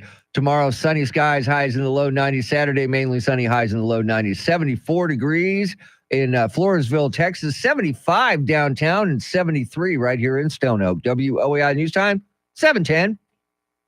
San Antonio's first news. We continue to react to the school shooting yesterday in Winder, Georgia. 2 students dead, 2 teachers dead. The 14-year-old shooter in custody, 9 injured and in the hospital. The talkbacks are getting heated, specifically as well over the Second Amendment. We'll go back to the talkbacks here in just a moment, but every morning at this time, we span the globe to bring you the constant variety of audio in a segment we call Wait Till You Hear This. And Mr. T, NFL regular season football kicks off tonight. Kansas City hosting the Baltimore Ravens. And one of the things we all love as well about football season is the Manning Cast. Yes, the first Manning Cast is Monday night, but here is Manning Cast, the musical.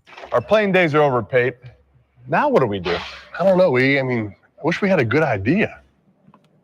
From beating up Tom to full-time Mr. Mom. Folks make fun of your head, sell ad space there instead. Like to make Manning face, market some Manning face maze. You know insurance rates, but can you win a debate?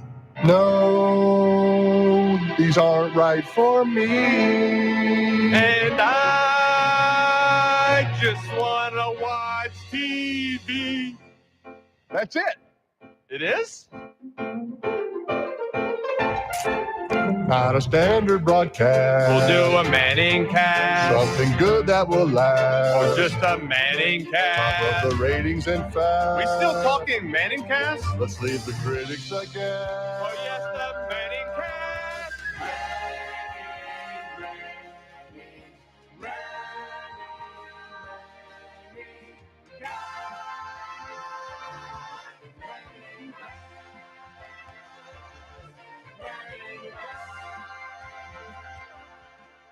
Yes, the Manning Cast will be back this season as well. Peyton Manning and Eli Manning watching television, and usually some high-profile guests. Yeah, I will try to check it out when I can. But I just want to know if you guys are ready for the real star tonight as the NFL season gets underway. Yes, I am. Patrick Mahomes, you bet. Okay. I'm ready. No, All I don't right. think, Charity, I don't think you're referring to Patrick Mahomes, What? are you? I know. Taylor Travis Kelce? Swift. Taylor Swift. Swift. Oh. She's expected to probably be there tonight. You know, she's wrapped up her European leg of her Eras tour. She has the month of September off, half of October off. Her schedule's clear. I think she's going to be there. Charity, I embrace it. I'm not a Swiftie, but she's a big deal. She's bringing a lot of fans to the NFL. I'm just wondering, why is she not doing the national anthem tonight's game? That would be brilliant. It was That's a perfect. She's great going to be question. there. Why not? When are we going to see Taylor Swift sing the national our anthem? resident Swiftie. When? I think she's probably resting her vocal cords for it's always upcoming something with her. shows. It's been a whirlwind for her. I think more importantly, she needs to do the Super Bowl. I'm waiting for that to happen. That would be huge. Well, when the Chiefs get back there for their third consecutive try, that's what they're trying to do. Might as well get her to do it then. Yeah. Why not? And again, we heard just days ago, Patrick Mahomes says he's not kidding. Yeah, she's drawing up plays for the Chiefs. Yeah. Yeah. The Taylor Swift 65 toss power trap. The shake it off. Yes. That's what they'll call it. And I got it. How much you want to bet if she drew up a play that it's a pass to the end zone to It get better Travis be. Kelce? It better be, or that contract might be true if it's not. Touchdown for my boyfriend on 2. Ready? Break. All right. Coming up, rightfully so. It is stirring a lot of emotion this morning among parents, among American citizens, among gun owners. We are going to go back to your reaction, your talkbacks. We asked you at the top of the show, especially if you're a parent, especially if you have young people in your family that you care about who are going to school, elementary school, middle school, high school. Do you feel safe? Are they safe in our schools? And what should be done about it? We're going to go back to the talkbacks coming right up. WOAI News Time, 7:15.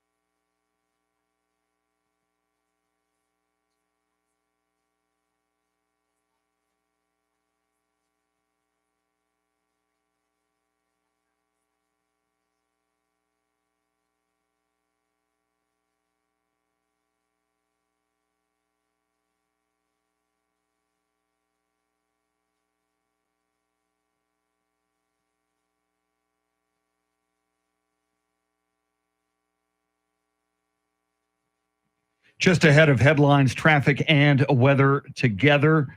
And we will hear from you, your talkbacks on the free iHeartRadio app, your reaction to not only the school shooting in Georgia yesterday, but the safety of our kids in our schools, in our community. First, Charity McCurdy, what stories are you following? 2 students and 2 teachers are dead, 9 others injured after a 14-year-old student opened fire with an AR-15 style rifle in Georgia. Donald Trump is making another attempt to delay the sentencing in his hush money trial. And as the NFL season gets underway tonight, the Dallas Cowboys are no longer the league's most hated team. We'll have details right now, traffic and weather.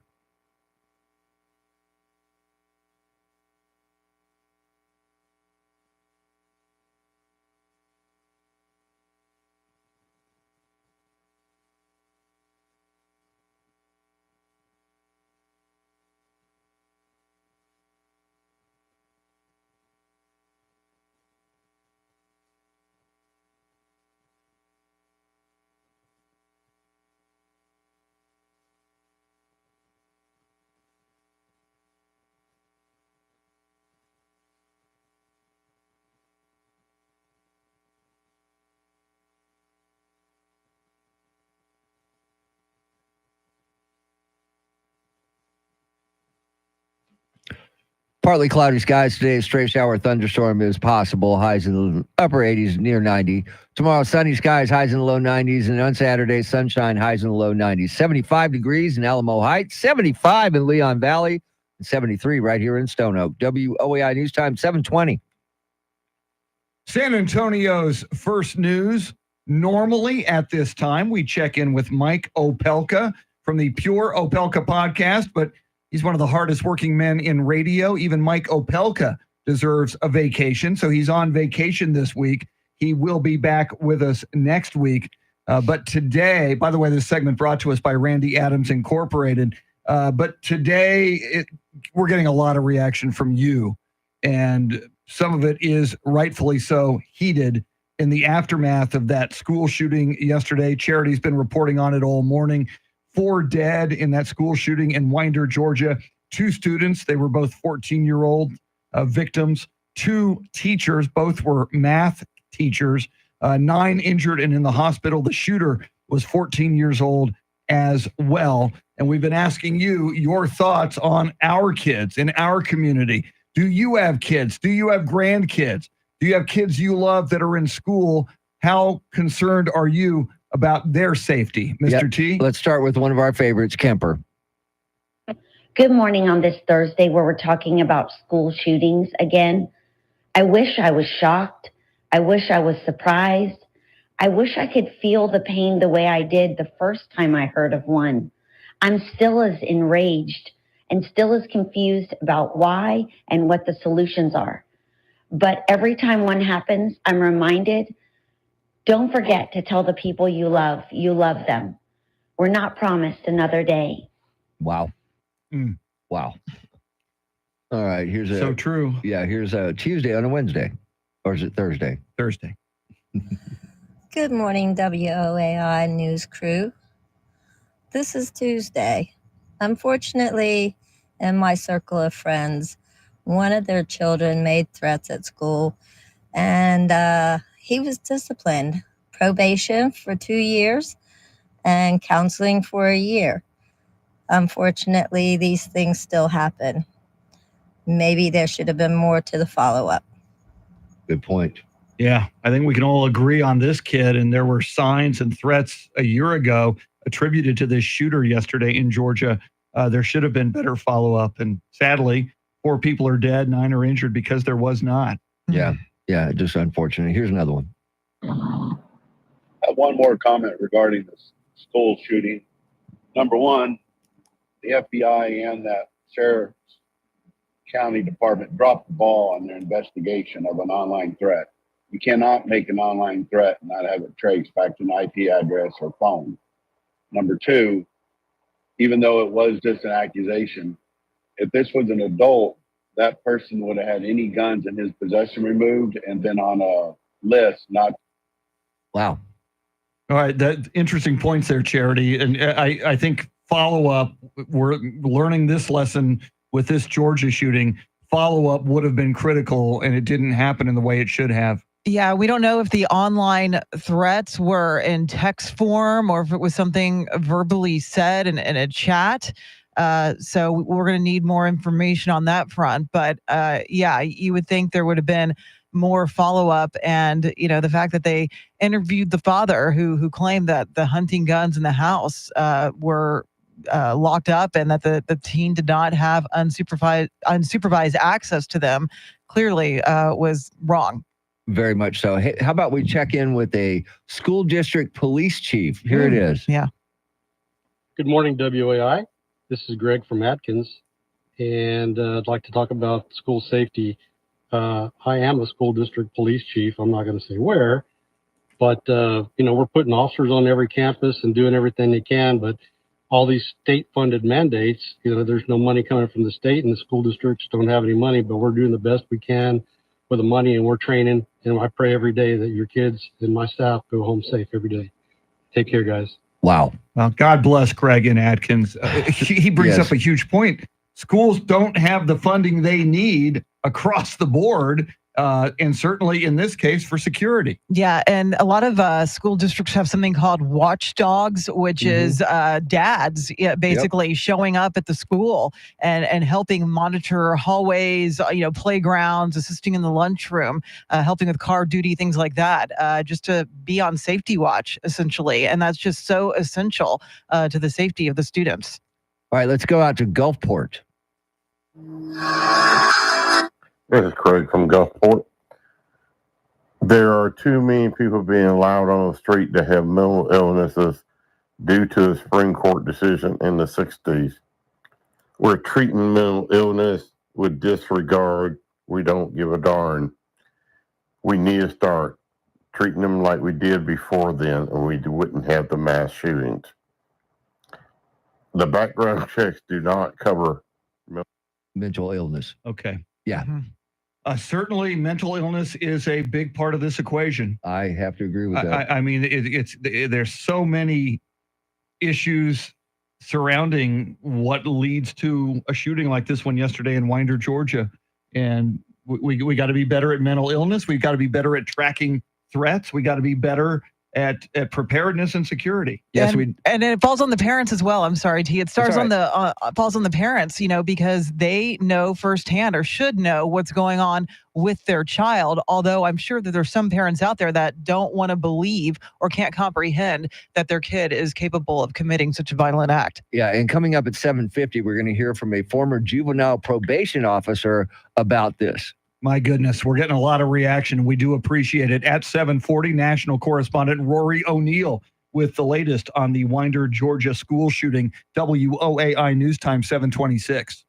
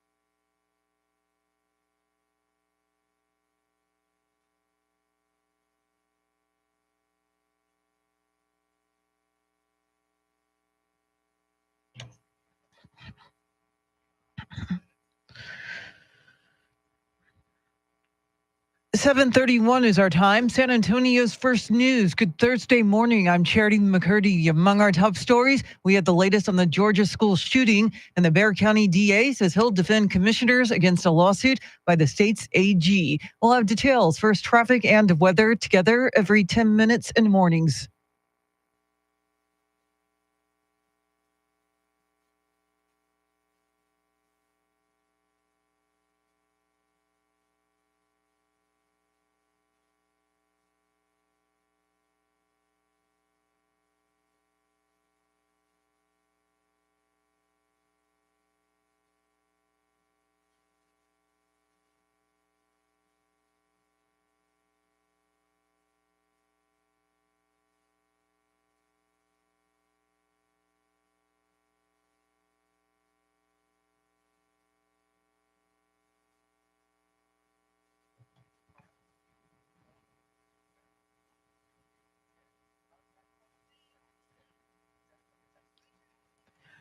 Your Weather Channel forecast for this Thursday. Partly cloudy, slight chance of a shower, a high in the upper 80s. Tonight's low near 75. Right now, 73 degrees.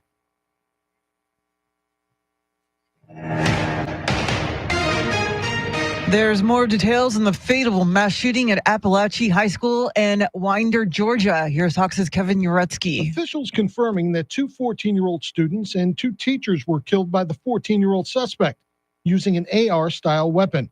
Georgia Bureau of Investigation Director Chris Hosey confirming that the FBI first got a tip concerning an alleged threat by the suspect in May of 2023. That tip was forwarded to local Jackson County, Georgia law enforcement. They conducted an investigation at that time, and there was no probable cause for arrest or to take any additional law enforcement action. Hosey also says there is no list of other schools to be targeted, but there is a lot of evidence that is being recovered and evaluated. The suspect will be charged with murder and tried as an adult. Georgia Governor Brian Kemp saying simply, "This is everybody's worst nightmare." Kevin Uretsky, Fox News. Vice President Kamala Harris reacted to the shooting while speaking at a campaign event in New Hampshire yesterday. Our hearts are with all the students, the teachers, and their families, of course. And we are grateful to the first responders and the law enforcement that were on the scene. But this is just a senseless tragedy. President Biden called on Republicans in Congress to work with Democrats to pass common sense gun safety legislation.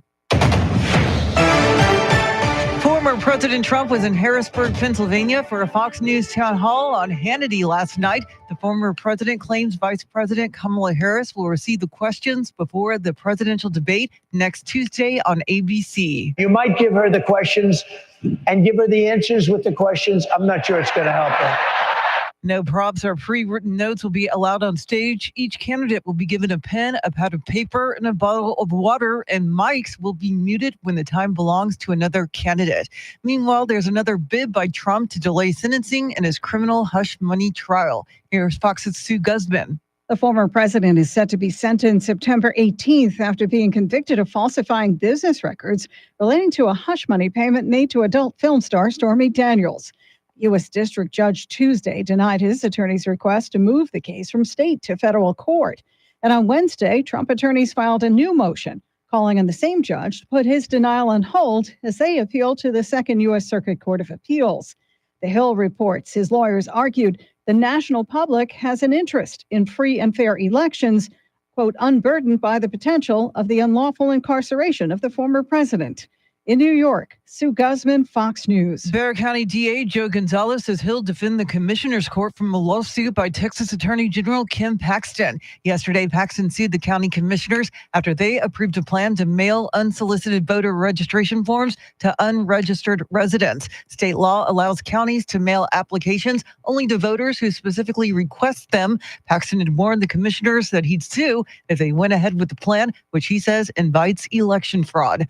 Well, it's budget season once again at San Antonio City Council, and the police department wants an increase. San Antonio PD is seeking a 5% or $30 million increase to hire 65 new officers and invest in new tech like AI cameras downtown.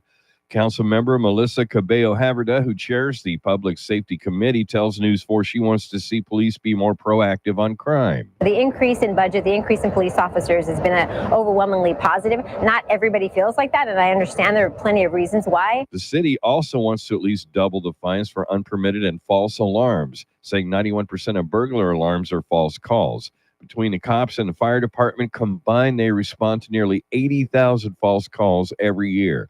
Eric Lycum, News Radio 1200 WOAI. A report indicates inspectors found no violations at the Kendall County Fairgrounds the day before the bleachers collapsed, injuring 12. 3 inspectors checked out the premises on August 30th prior to the Labor Day Fair and Rodeo. They didn't find any fire hazards, but it's not clear whether they inspected the bleachers. 8 of the people injured in the collapse were hospitalized. As of Tuesday, all but one of them had been released. It is 7:37.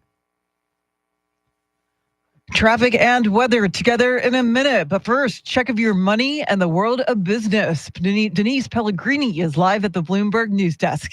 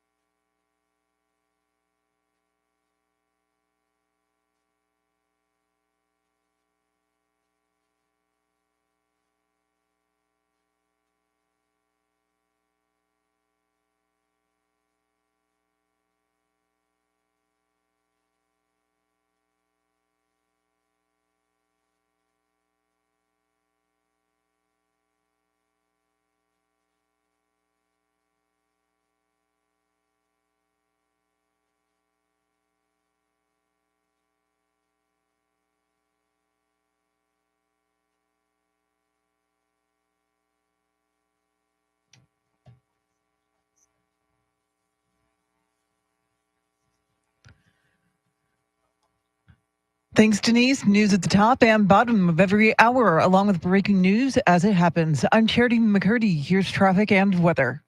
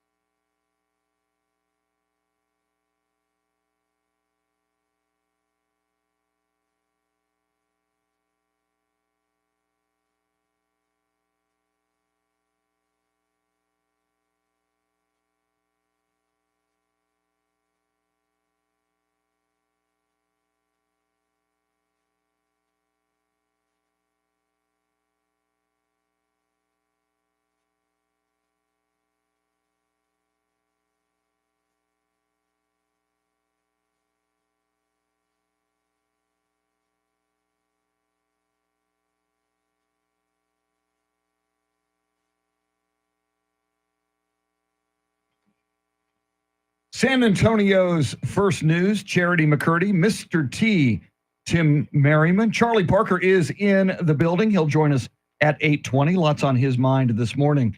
I'm Chris Duell. We'll also hear more from you as well. Your talkbacks on the free iHeartRadio app as we react to the shooting in Winder, Georgia yesterday. In fact, let's learn more now. Let's check in with national correspondent Rory O'Neill, who has been covering this story.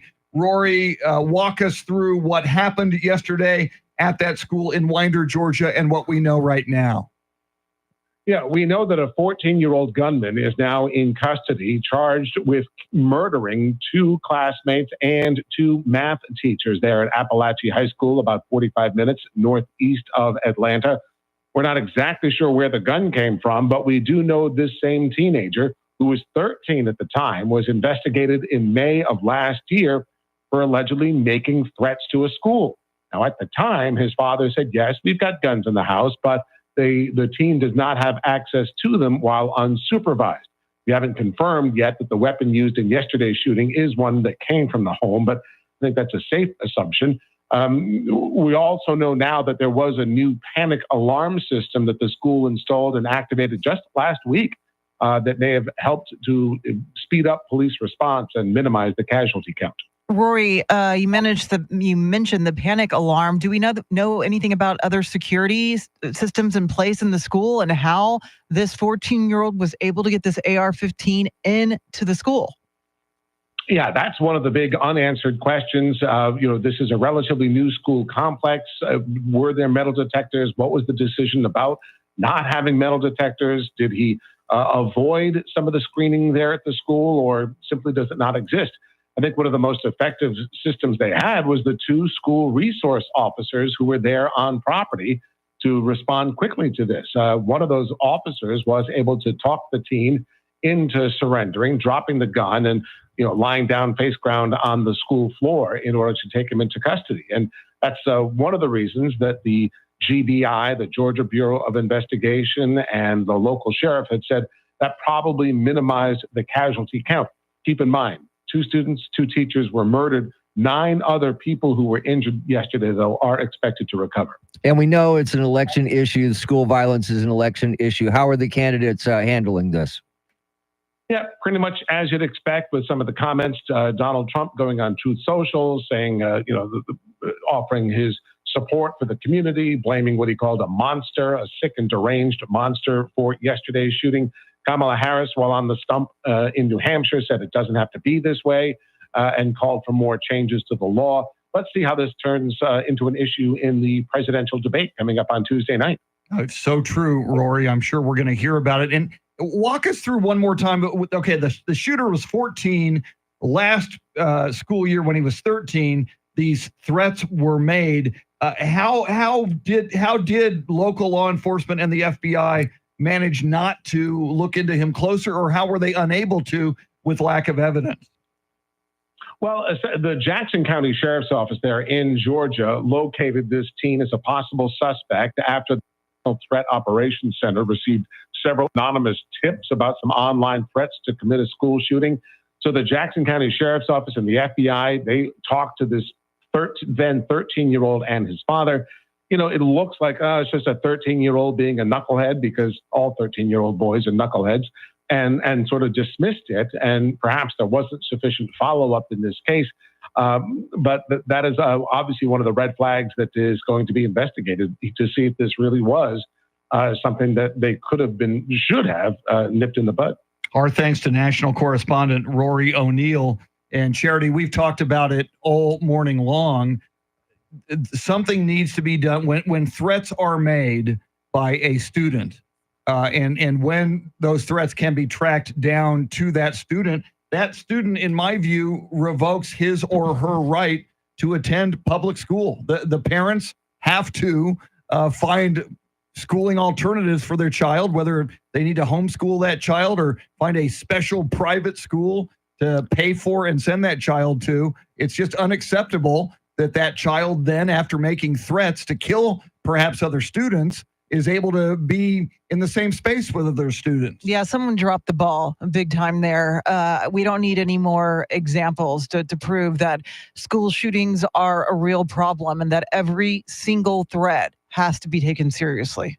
Coming up, we hear from you. We're getting lots of reaction from you on our Talkback feature. What about our kids? What about your children? How do you feel about their safety in our local schools? That and more coming up. WOAI News Time 7:45. And we're back. Woohoo!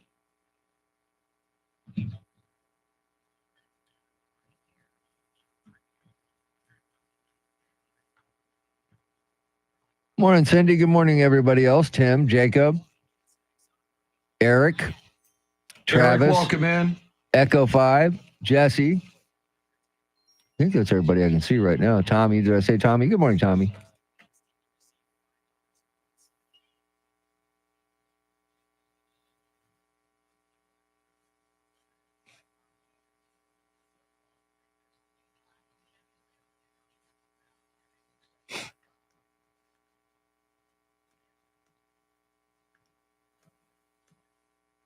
Do, do, do, boom.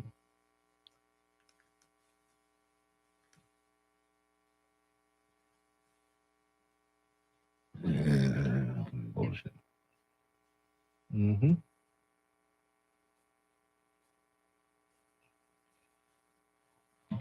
How many talkbacks? Just a buttload? Yeah.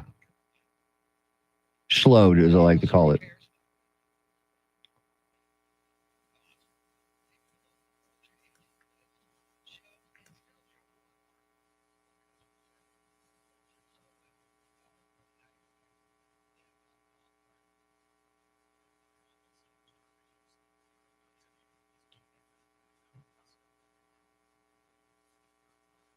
Eddie, welcome in. Eric, Cindy, everybody else in here.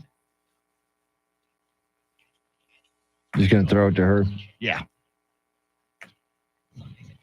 Mega Millions 740. Is that tonight? Mega Millions? I thought it was last night. Oh, no. Today's Thursday, right? Yeah. No, I think it's Friday. Oh, okay.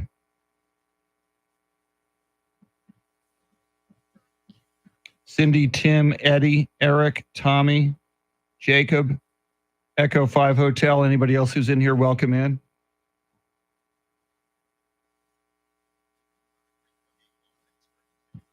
If you're new to the stream. Yeah, tomorrow. Okay. Mega Millions, $740 million tomorrow. If you're new to the stream, we have typically better camera angles that are closer to Mr. T and to me, but one of those cameras is out. So Andrew choosing to use this longer two-shot of Mr. T and me. I think I'm going to go check out that Alamo augmented reality tour. They have an augmented, really? Yeah, which is basically. Is it at the Alamo? Yeah, You wear VR? That's what it looks like. Okay. They're doing a story on it. I read about it earlier. I need to go. I haven't been to the Alamo in. It's cool now, man. They got a whole nother section that it's like, wow. Do they have a Phil Collins section? See, it wasn't quite open last time I was there, so I need to go back for that. But they had some of his stuff was in that museum over there, but they hadn't opened up the whole Phil Collins collection when I was there. But I'm going to go check it out. Yeah, again. I want to see it. I think we're going to go the weekend of Jazz Fest, which is the 27th. Okay. I think we're going to go hang out downtown during the day and then hit Jazz Fest because it's at Hemisphere Park now, not Travis Park. Cool. So it's much better now. My wife is a huge jazz fan, and I like drinking beer and watching people, so I'll be there. It's a win-win. Yeah. Ugly.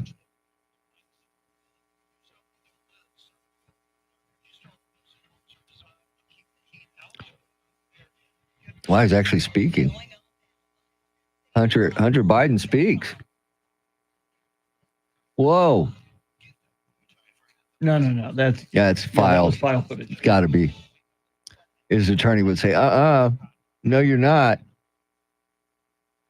So we all expect Hunter Biden to be pardoned by Biden on the way out. Oh, God, right? yes. But what if Biden suddenly died in office? Then Kamala, no. Well, but she would want to be reelected. That's true. If she got in. That's a good point. So unless she lost the election in November and she did it on her way out. Yeah, that's the only thing. Stand by. Okay. That's a good point, though. Yeah.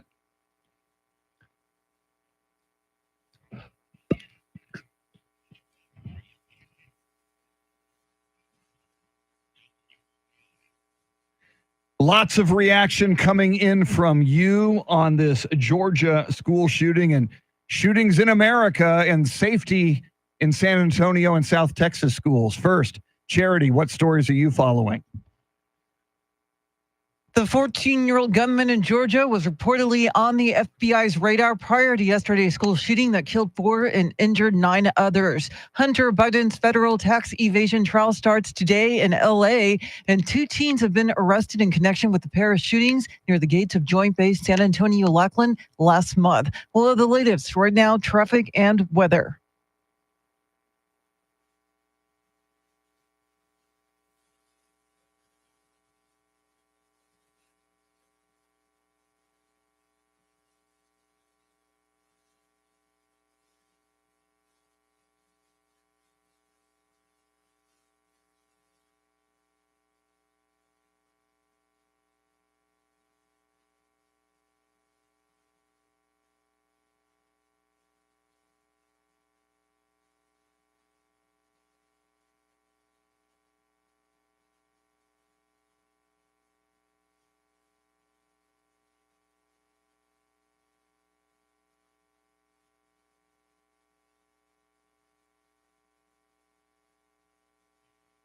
Partly cloudy, a slight chance of a shower, highs upper 80s, near 90. Tomorrow, sunny skies, highs in the low 90s.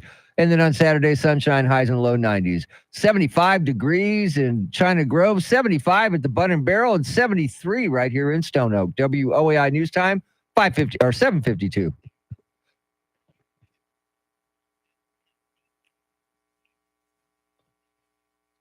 San Antonio's first news, big 8 o'clock hour coming up.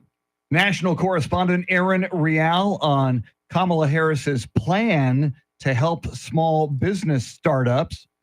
Charlie Parker at 8:20. Lots on his mind. He'll bring us his Parker's picks for the college football weekend. Joe Pags with a preview of the Joe Pags show coming up as well. Now, we have been reacting with you all morning long to this school shooting yesterday in Winder, Georgia. 2 students dead, 2 teachers dead, 9 in the hospital. The 14-year-old shooter surrendered to police. He is in custody.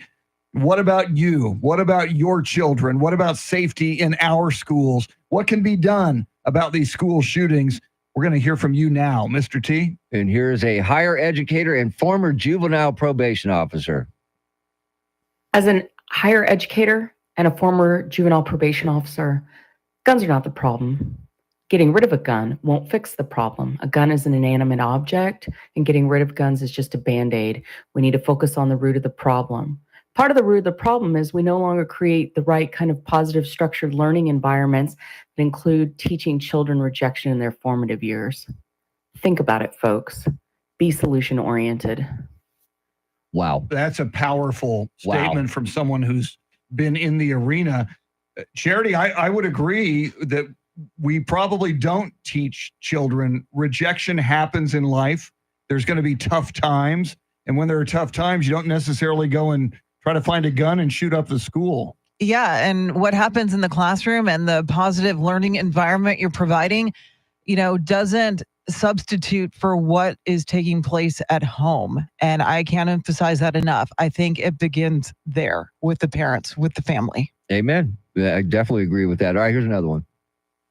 To ban AR-15s is not a supporter of the Second Amendment. If my 14-year-old got in my car and drove over a crowd of people, killing people, we're not going to ask to ban cars or sue Toyota or Honda.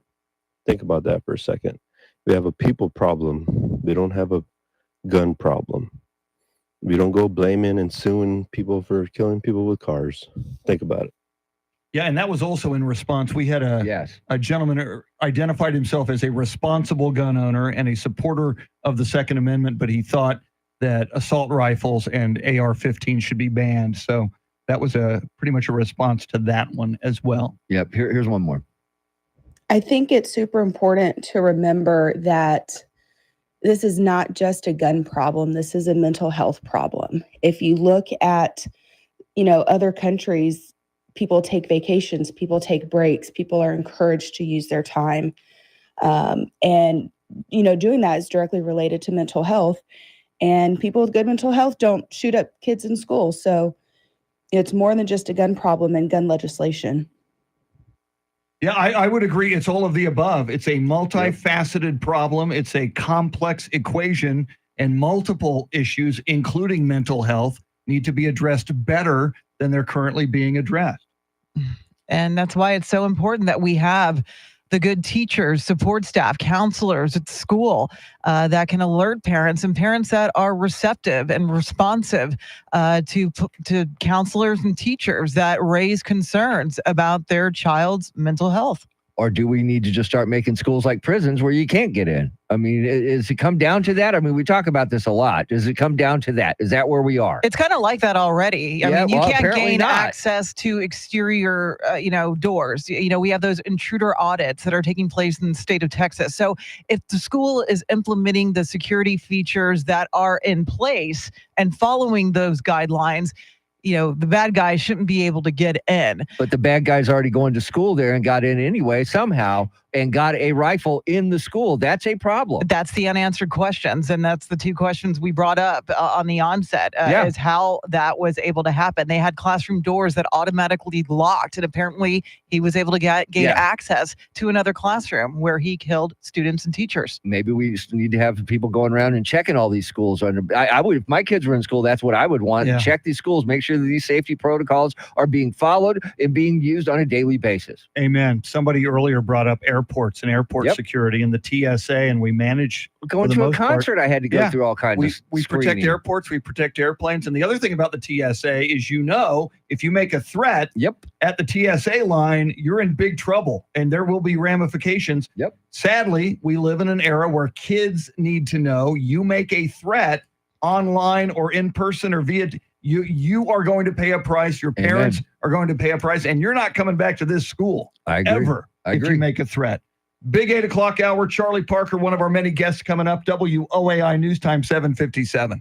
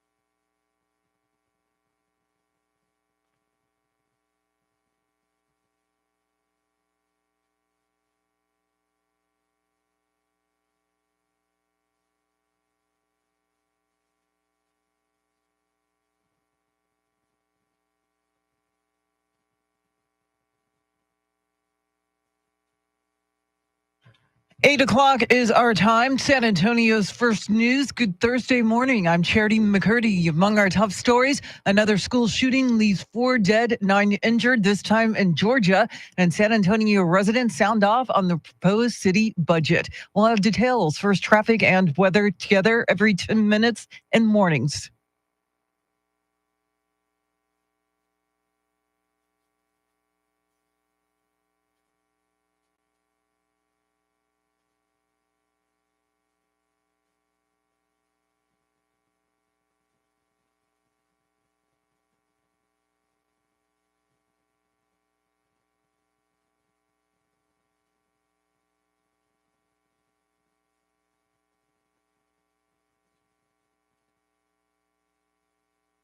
Your Weather Channel forecast for this Thursday: partly cloudy, slight chance of a shower, a high in the upper 80s, tonight's low near 75. Get a move on, it is 73 degrees.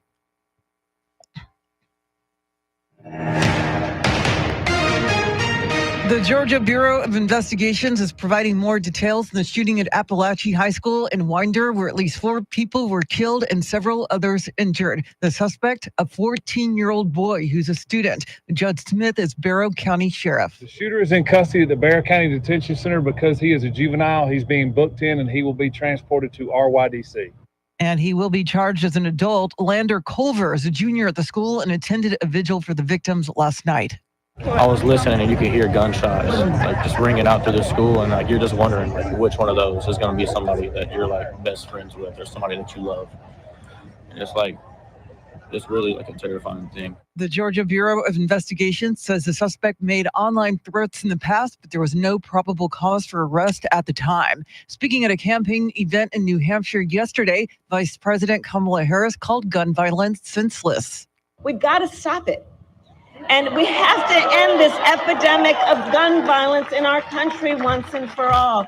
You know, it doesn't have to be this way. President Biden called on Republicans in Congress to work with Democrats to pass common sense gun safety legislation.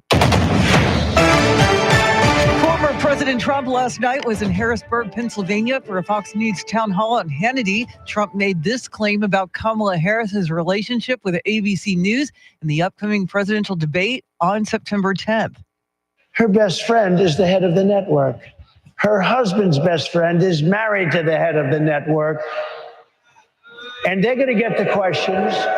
I've already heard they're going to get the questions in advance. And we now know the rules for the debate on ABC News. Here's Fox's Aisha Hasmi. The mics will be muted. There will be no audience and there will be no notes allowed for the candidates. Trump and Harris are in a fight for the battleground states. The two are neck and neck in the Keystone State, according to a brand new CNN poll. Debate moderators will be David Muir and Lindsay Davis. Russia is promising retaliation against American media after the U.S. accused Russian outlets of trying to influence the presidential election. Here's Fox's Jonathan Savage. The Russian Foreign Ministry says the U.S. government is trying to stoke fears among American voters. This after charges were filed against employees of Moscow's state broadcaster RT. It's claimed they were trying to interfere in November's election using content with hidden messaging. A Russian government spokesperson's vowed it'll respond in kind, alleging the charges are part of a plan to purge dissenting voices and paint Russia as a mythical enemy. Reporters Without Borders ranks Russia at 162 out of 180 countries on its press freedom list. The US is at number 55. Jonathan Savage, Fox News. A group of Texas Democrats went to the Justice Department to launch an investigation into Attorney General Ken Paxton. They claim there are civil rights violations linked to the targeting of Latino organizers and volunteers. These were members of LULAC. I mean, this is one of the oldest, if not the oldest, Latino civil rights organization in the country. And shortly before this, LULAC had endorsed Kamala Harris. Congressman Joaquin Castro was critical of a state lawsuit challenging a plan to mail voter forms to homes in the San Antonio area where no one is registered. Meantime, Bexar County DA Joe Gonzalez says he'll defend the county commissioner's court from the lawsuit by Paxton. It's budget season once again at San Antonio City Council, and the police department wants an increase. San Antonio PD is seeking a 5% or $30 million increase to hire 65 new officers and invest in new tech like AI cameras downtown. Council member Melissa Cabello-Haverda, who chairs the Public Safety Committee, tells News 4 she wants to see police be more proactive on crime. The increase in budget, the increase in police officers has been overwhelmingly positive. Not everybody feels like that, and I understand there are plenty of reasons why. The city also wants to at least double the fines for unpermitted and false alarms, saying 91% of burglar alarms are false calls. Between the cops and the fire department combined, they respond to nearly 80,000 false calls every year. Eric Lycum, News Radio 1200 WOAI. As the NFL season gets underway tonight, a new social media analysis says the Dallas Cowboys are no longer the NFL's most hated team. BetOnline.ag based its report on a study of negative X-posts over the past 30 days. The research says fans now hate the defending Super Bowl champs, Kansas City Chiefs, more than any other team. The Cowboys were previously the most hated NFL franchise, but this year, America's team came in second. It is 8:06. News at the top and bottom of every hour, along with breaking news as it happens. I'm Charity McCurdy. Traffic and weather coming up.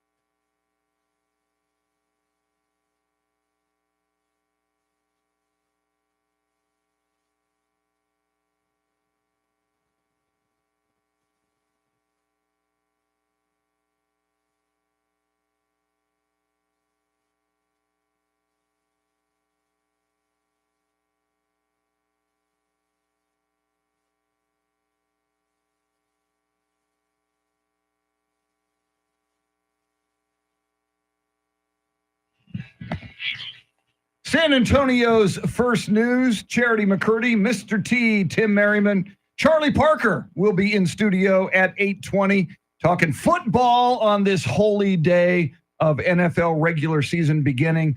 Parker's picks for the college football weekend coming up as well. I'm Chris Duell. Within moments, national correspondent Erin Real on Kamala Harris's plan to help small businesses. She announced it yesterday. We'll walk through it coming right up. But first, your traffic and weather together.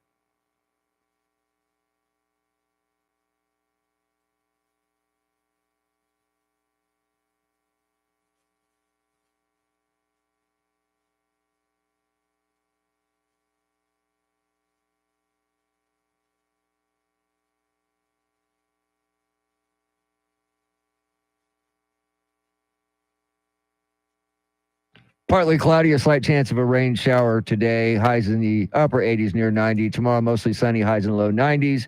Saturday, sunshine, highs in the low 90s. It is 75 degrees in Leon Valley, 75 in Alamo Heights, and 73 right here in Stone Oak. WOEI News Time, 8:10. San Antonio's first news. Let's check in with national correspondent Erin Real, who has been examining Kamala Harris's plan to help small businesses. And Erin, apparently, if you're going to start a small business and this plan actually happens, you could get a sizable tax break. Indeed, tenfold expansion of the tax deduction for new small businesses. You currently get $5,000.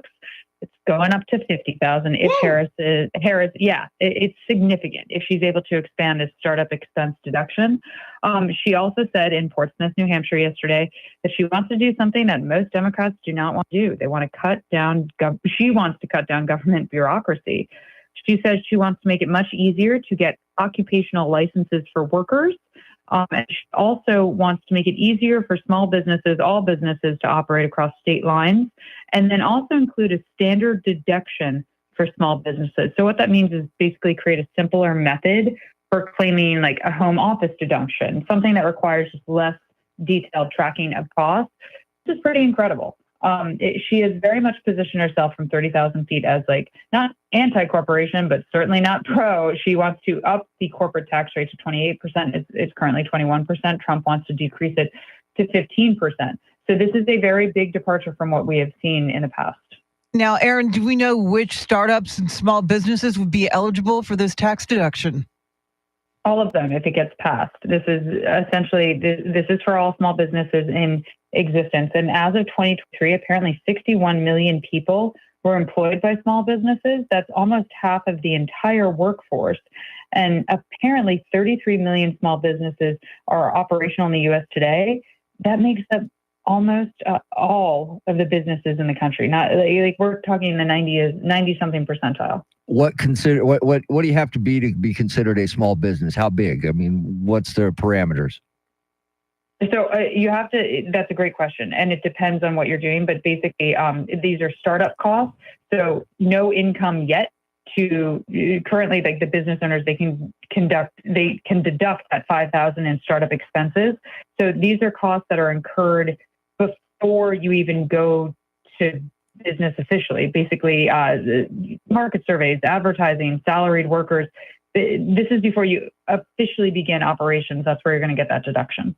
Our thanks to national correspondent Aaron Real. Charlie Parker in studio on this opening night of the NFL regular season. He'll have Parker's picks as well. We'll get you caught up on headlines, traffic, weather, and more. WOAI News Time, 8:13.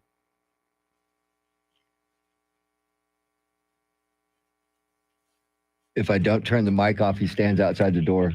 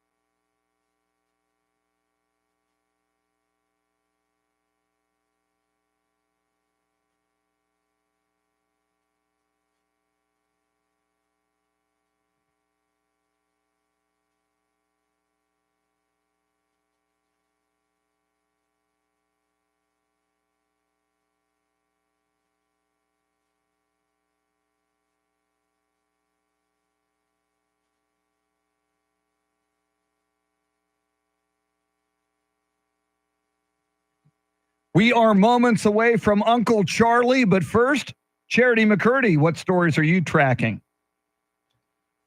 A teenager is in custody for the murders of 2 students and 2 teachers at a Georgia high school. Former President Trump is claiming VP Kamala Harris will get the questions in advance of next week's ABC News debate. And the San Antonio Zoo is leaning on the public to help them overcome 2 days of lost revenue following Labor Day flooding. We'll have the latest right now, traffic and weather.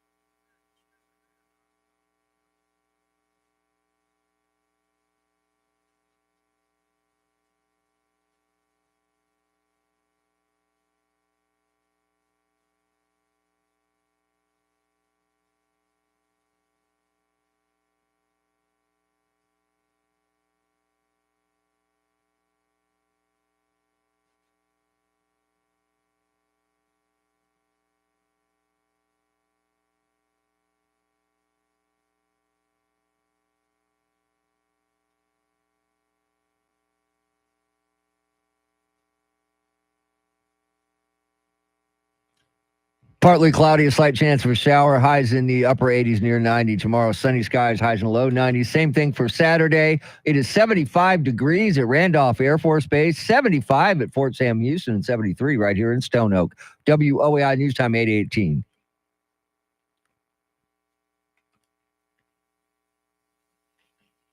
San Antonio's first news, Charlie Parker in studio.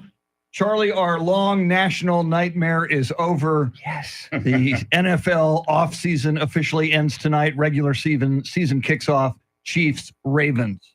Week 2 college football, opening weekend, National Football League. Before we get to that, I want to just quickly pass along my respects to my friend Lee Woods, who passed away in his sleep on Sunday. Oh, man. San Antonio Radio Hall of Famer, Texas Radio Hall of Famer. Hall of Famer as a human being and a friend. He was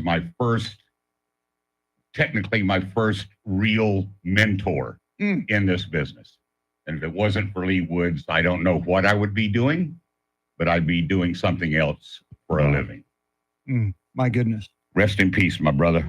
All right, opening weekend in the NFL. Chris, as you pointed out, Ravens, Chiefs tonight. It happens maybe about once every 10 years. I'm for the Ravens, and that would be tonight because I'm not a Kansas City fan. That game on NBC and on Peacock.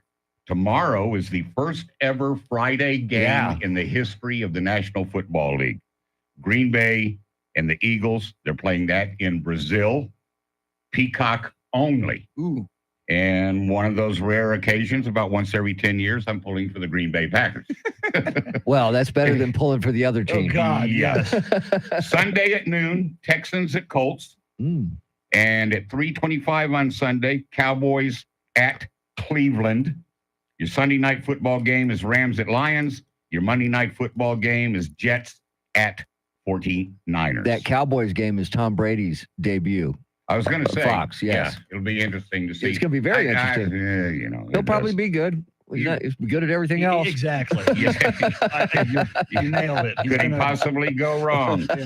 In college football, as you know, we have a new top 25. Georgia's still number 1. Texas moved up to number 3. Notre Dame moved up to number 5. Texas A&M is out of the top 25.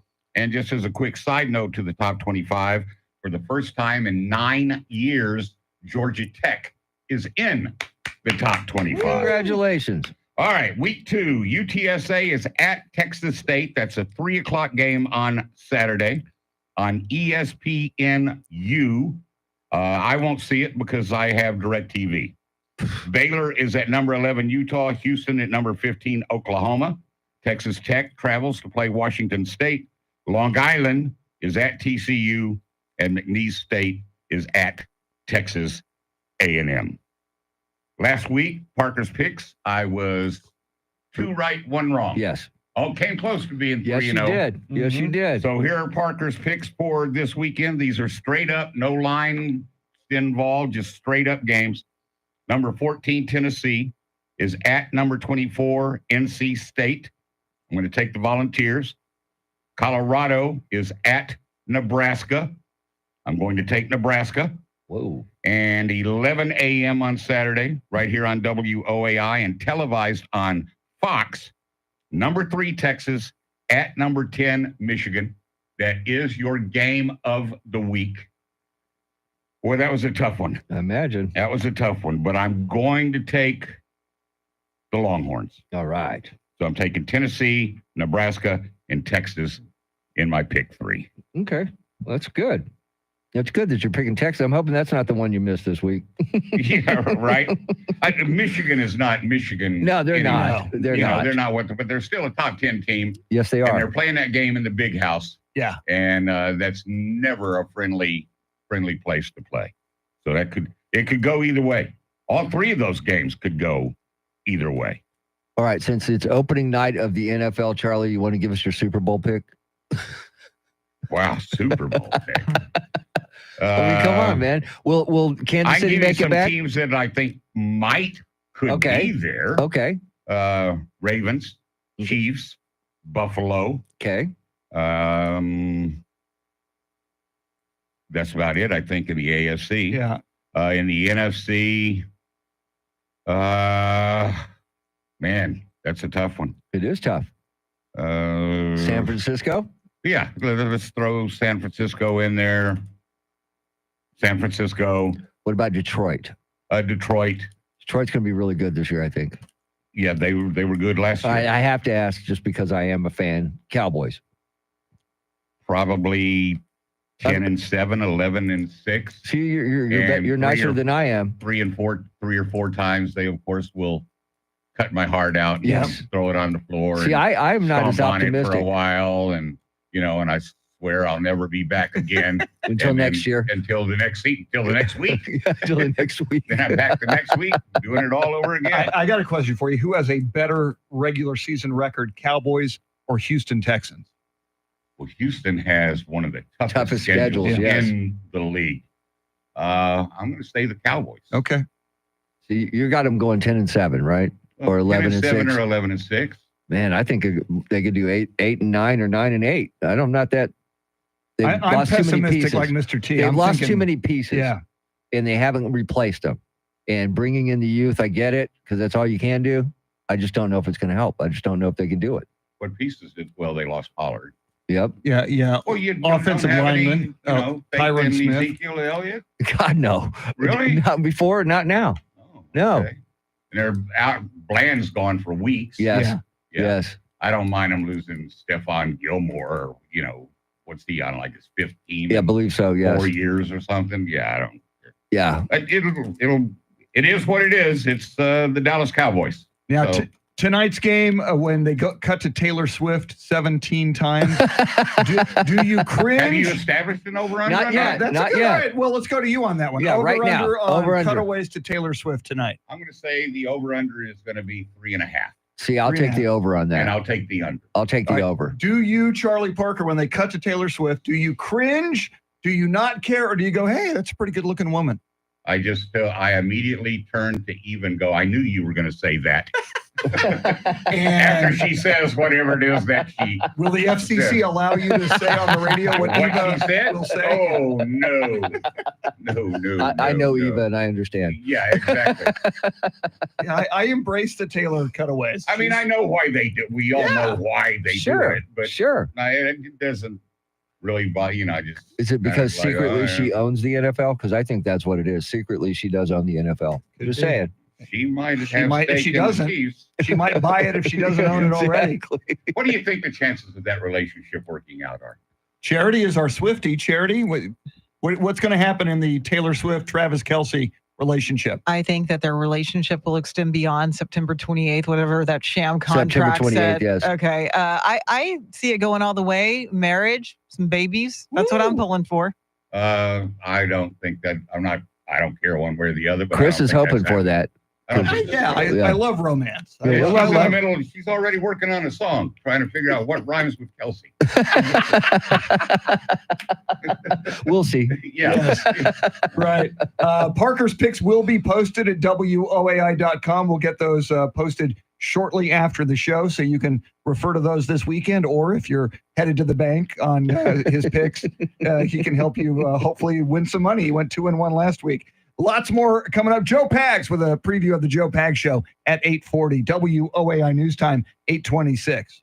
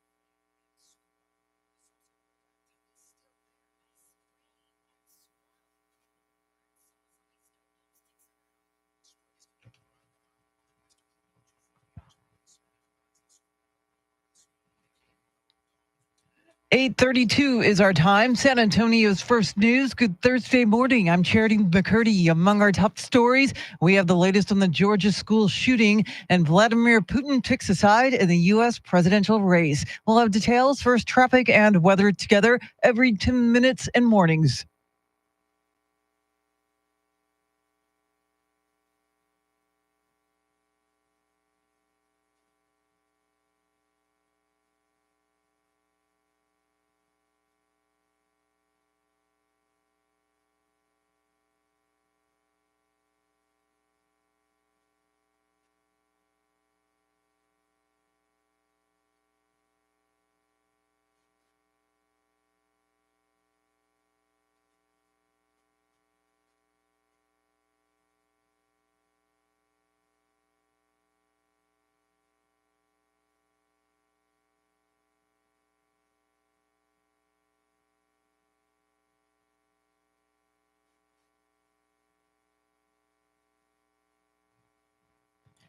Your weather forecast for this Thursday: partly cloudy, slight chance of a shower, a high in the upper 80s. Tonight's low near 75. Right now, 75 degrees.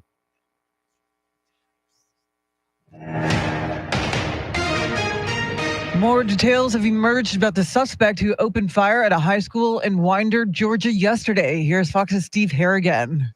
Law enforcement revealing some new details. It's likely the numbers are going to stay pretty much the same. 4 dead, 9 wounded. Those 9 wounded in hospital, they're likely all to survive. But sadly, among those 4, 2 students killed just age 14, both those. We've learned the weapon used was a rifle by the shooter, an AR-15. How the 14-year-old suspect got access to that rifle, how he got into school, still not known. We're learning more, too, about an FBI tip about the suspected shooter. 1 year ago, he was living in a different county. There was not enough information to take any action on that tip, but certainly some red flags early on this suspect. Police say they expect to try the 14-year-old suspect as an adult. Vice President Kamala Harris reacted to the shooting while speaking at a campaign event in New Hampshire yesterday. Our hearts are with all the students, the teachers, and their families, of course.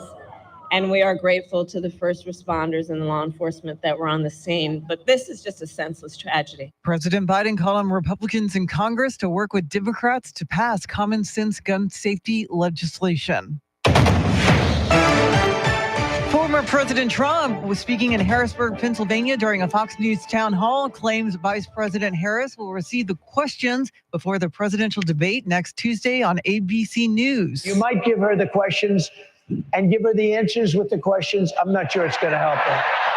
Candidates will stand behind podiums for the 90-minute debate, and no props or pre-written notes will be allowed. Each candidate will be given a pen, a pad of paper, and a bottle of water, and the mics will be muted when the time belongs to another candidate. Russian President Vladimir Putin has once again weighed in on America's choice this November. Here's Fox's Jonathan Savage. With a smile on his face, a possibly mischievous Vladimir Putin endorsed Democrat Kamala Harris as the next U.S. president. The Russian leader praised what he called the vice president's infectious laugh. It means, he said, that everything is fine with her. Analysts say President Putin knows an endorsement from him could be seen as bad news for a White House hopeful. But Putin also pointed out that former President Donald Trump had targeted Russia with sanctions. U.S. intelligence found Russia pushed online disinformation to boost the Trump campaign in 2016. Jonathan Savage, Fox News. Bexar County DA Joe Gonzalez is still defending the commissioner's court from a lawsuit by Texas AG Ken Paxton. Yesterday, Paxton sued the county commissioners after they approved a plan to mail unsolicited voter registration forms to unregistered residents. State law allows counties to mail applications only to voters who specifically request them. Paxton had warned the commissioners Monday he'd sue if they went ahead with the plan, which he says invites election fraud. It is 8:37. Traffic and weather together in a minute. But first, check of your money and the world of business. We welcome in Denise Pellegrini live at the Bloomberg News Desk.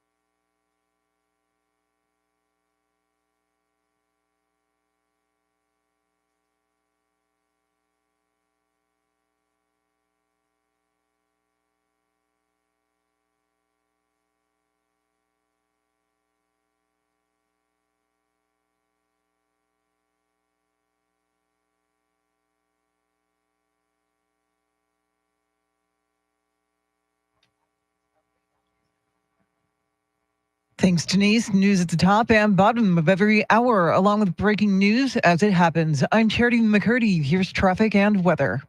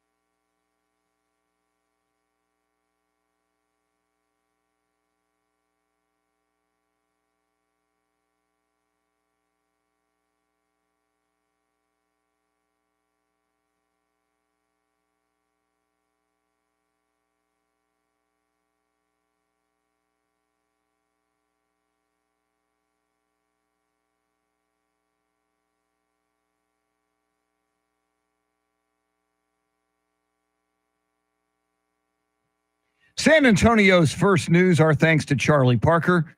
Parker's picks will be posted at WOAI.com in just a little bit. More reaction from you to school shootings sparked by the discussion over the school shooting in Winder, Georgia yesterday. Your talkback's coming up, but first let's check in with Joe Pags from the Joe Pags Show. Joe certainly reacting to the Georgia school shooting on his program. Good morning, Joe. Good morning, Chris. Yeah, good people don't want school shootings. Good people want the school shootings to stop. We want our kids to be safe in school. We want them to learn how to socialize, learn how to play sports, and not worry about losing their lives just by going on a school bus or getting themselves to school in the morning. I'll have Hunter Pollock on. His sister, Meadow, was killed at Marjorie Stoneman Douglas High School in Parkland, Florida, several years ago. We've had his father, Andrew, on a lot of times. He's got some ideas on how to solve this problem. I think it's an interview people are going to want to hear. Also, it's going to be Alan Dershowitz, famed attorney, will break down the impending Trump sentencing, the lawfare against one side from the other, and much more. That and more at 5 o'clock, right here on News Radio 1200 WOAI, the Joe Pags Show. We'll talk to you then. Be sure to be listening 5 p.m. to 8 p.m. today and every weekday for the Joe Pags Show right here on 1200 WOAI. We have been getting a lot of reaction from you all morning long on the Talkback feature on the iHeart Radio app. Another school shooting, this time in Georgia yesterday. What about our schools? What about our kids? What are your thoughts? What are your concerns? Mr. T, what do we got? We've got a bunch. Let's start with this one. Good morning, it's Reagan from Spring Branch. My heart is broken for those families in Georgia, but I truly believe bad people will always do bad things. And no matter how many laws we have on the books, they will still be able to get their hands on guns and be able to continue to commit these crimes. I'm not sure that there's a true good answer on how to solve this problem. Have a good one. Yeah. If Reagan paints a bleak picture. What I don't understand is, Mr. T, you and I are close to the same age. Mm-hmm.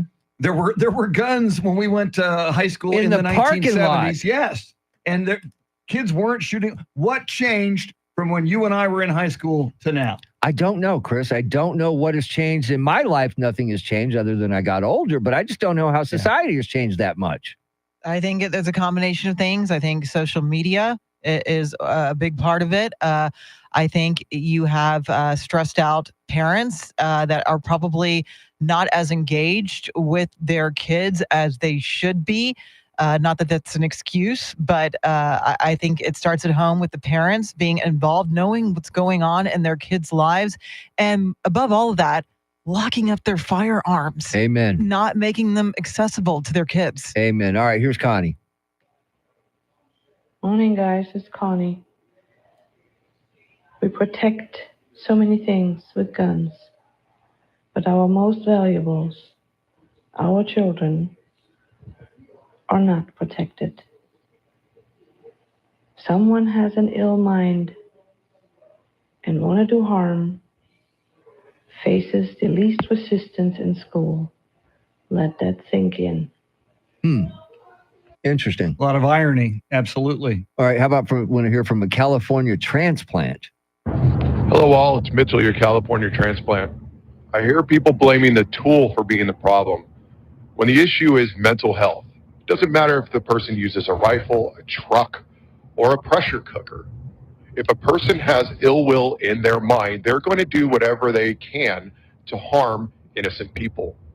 So once we get a handle on mental health in this country and fixing broken families, then these issues will stop. That's a pretty good point. Yeah. It's a really good point. All right, let's check in with this one. Good morning, San Antonio's First News. This is M181. My thoughts on the shooting is everything starts at home. Education, knowing about responsibility, and consequences. It's not about banning weapons.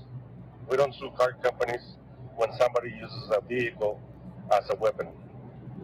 Y'all have a good one. Okay. Yeah, M1A1, one of our viewers on the YouTube stream. He's a regular. We always enjoy hearing from him. All right, let's do one more before we hit the break. Good morning, y'all. It's your pool guy, Marco. So I don't think more stringent laws or banning assault rifles is the answer.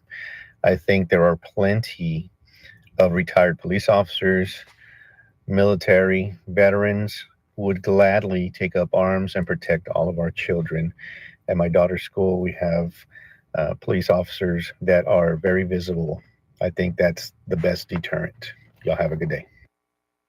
It's like what you said, Chris, like airport security through Yeah. TSA, the kind of security you have to go through to go to an NFL game. We should do the same for our kids. Well, and they keep talking about not having the money to do this. Well, there, legalize some gambling, legalize marijuana, get some tax money for that. Maybe we could pay for this. Yeah, schools are horribly underfunded in this state and across the country. But what Marco says, maybe we need a new branch of the service. Great idea. Where retired police officers and military personnel could protect our schools. Patrol our schools. We're going to need funding for it, but it's a thought. It is a good thought. All right, lots more coming up. We'll get you caught up on headlines, traffic, weather, and more. WOAI News Time, 8:46.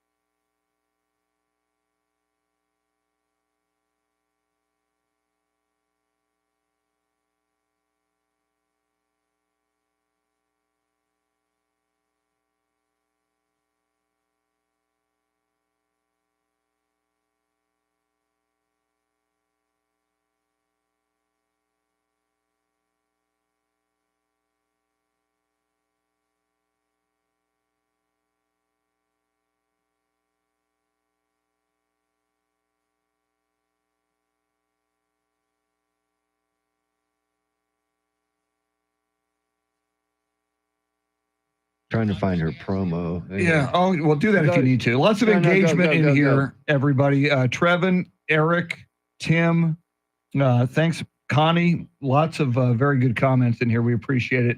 If you need to jump in and find I audio, will. Hang on. That's okay.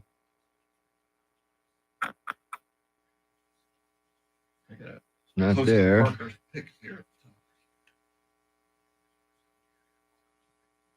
I need Thursday is what I need. Okay, no wonder.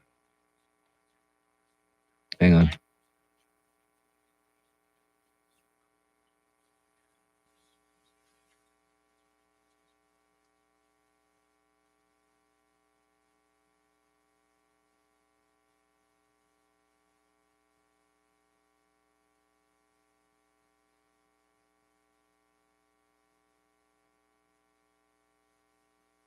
You can talk to the people. Okay.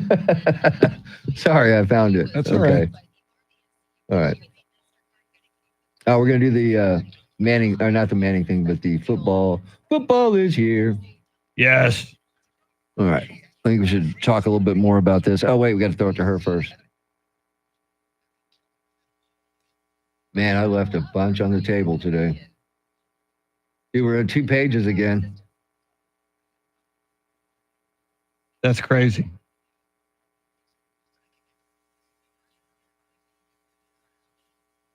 Yeah, I think, if we had another school shooting like tomorrow, I don't think we could do this again. And there might be one tomorrow. I know.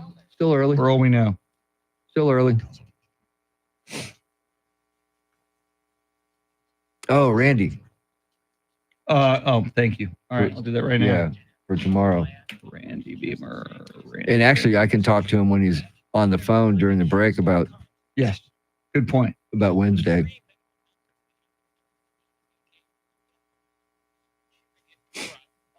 Where's that Randy from yesterday?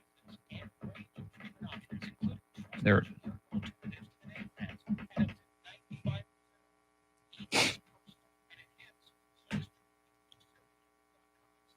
Copy and paste my previous Randy from last week. Hey, ain't nothing wrong with that. Yeah. Hi, Randy. We're looking forward to radio with you tomorrow. We'll do a phoner with you for 2 segments from 8:10 to 8:26. If that's cool, if you get a chance, let us know what you'd like to talk about. Perfect. Copy and paste. Love it. Love it, man. Love it. Is this Dr. Scheinkampf?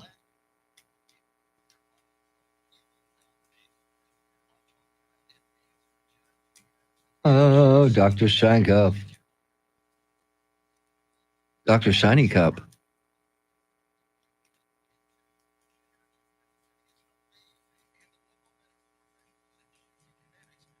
Where'd you get the cool hat?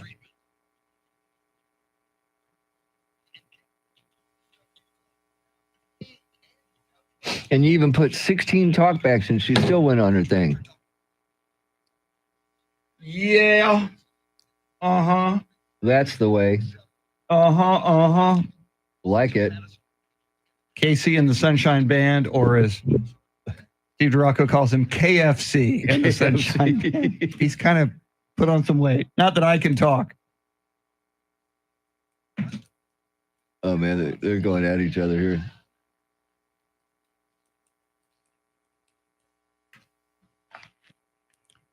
Just ahead of headlines, traffic and weather together, and then we pay homage to the beautiful holiday that this is. But first, Charity McCurdy, what stories are you following?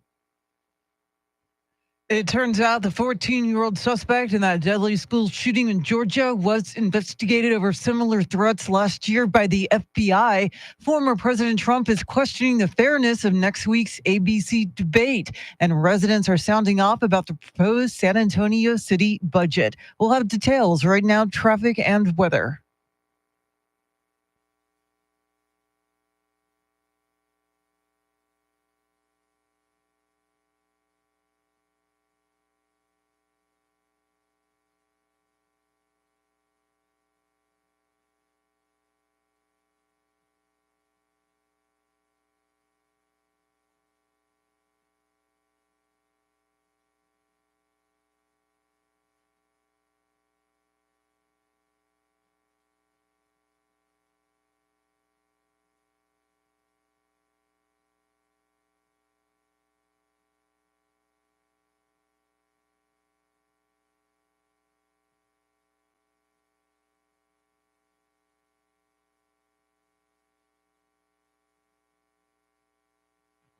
Partly cloudy, a slight chance of a shower today. Highs in the upper 80s, near 90. Tomorrow, mostly sunny, highs in the low 90s. Same thing for Saturday. It is 75 degrees in China Grove, 75 in Castroville, 75 right here in Stone Oak. WOAI News Time 8:53. San Antonio's first news. We want to thank EJ Pacheco and Andrew Zimmel for all their work this morning, doing the heavy technical lifting. Andrew running our YouTube stream and kept it up and running after some early bumps in the road. So we appreciate that. Don't talk about the bumps. Yes, thanks to Charlie Parker as well. And everybody listening, a lot of thoughtful conversation all morning long. The talkbacks on school shootings, great chat on YouTube. It's still going on. Cindy, Eric, Tommy, Trevin, and others, that's still going on. And Mr. T, is as horrific as that shooting was in Georgia, yesterday, and we've been on it all morning long. At least we've got something to look forward to as a country tonight. Yes, we do. Football is back. It is back tonight. We will see Ravens and Chiefs and one other thing. Shots of Taylor Swift. Yeah, what did Charlie say the over? 3.5. Was? 3.5. He took the under. I took the over. What do you want? I'm taking the over. I'm saying 7 shots of Taylor Swift tonight. Okay, 7. I'll go 6. Now, all of those predictions are not from a Swiftie. Charity McCurdy, how many cutaways to Taylor Swift tonight? I'm thinking at least 6. At least 6. So you're taking the over, you're taking 6. So I will change mine to 5. Wow. So I have the high at 7? Yes. My goodness. Yes, I have the low at 5. So we all got the over, though. Woo. Okay. We'll keep track of that because I want to know. Anybody want to pick? And we got moments left. Or the Chiefs want a three-peat. They want to win the Super Bowl. Yes. Charity, if you had to pick a Super Bowl winner, will it be the Chiefs? And will Taylor sing the national anthem or do the halftime show? Or both. Or both at the Super Bowl? I think the Chiefs are going to three-peat. Wow. And I think Taylor is just, wiped out from her Eras tour. We're talking February, so she might be recharged by then. Yeah, I don't think she's going to do the Super Bowl in 2025. No. Mr. T, if the Cowboys win the Super Bowl led by Dak Prescott, will you eat dog poop out of a red Solo cup? No. No, not at all. Just that was not on at the all. internet this I will weekend. celebrate like you would not believe, but that's not something I will do. And as crazy as it sounds, Charity picking the Chiefs at three-peat, I agree with her. Wow. I'm going to go out on a limb. I'm going to say that Aaron Rodgers consumes big amounts of ayahuasca That's the only way he'll all win. year long and high as a kite, tripping. He leads the New York Jets. And I'm tripping making this prediction. Yeah, he leads the New York Jets to the first Super Bowl since Joe Namath in 1969. Wow. Don't take that to the bank. Probably not a good idea unless you're doing ayahuasca. Yes. And your banker is as well. We've got Glenn Beck coming up with everything he's going to be into, and I'm sure he'll talk about the school shooting. Charity has all the big stories you need to know about at the top of the hour. And right now, your Sean Hannity Morning Minute, WOAI News Time, 8:56. Everybody have a great day. Yes. We'll catch you next time tomorrow. Same time, same channel. Go Ravens. I'm sick of this Chiefs thing. I like Taylor, but come on, go Ravens. Sorry.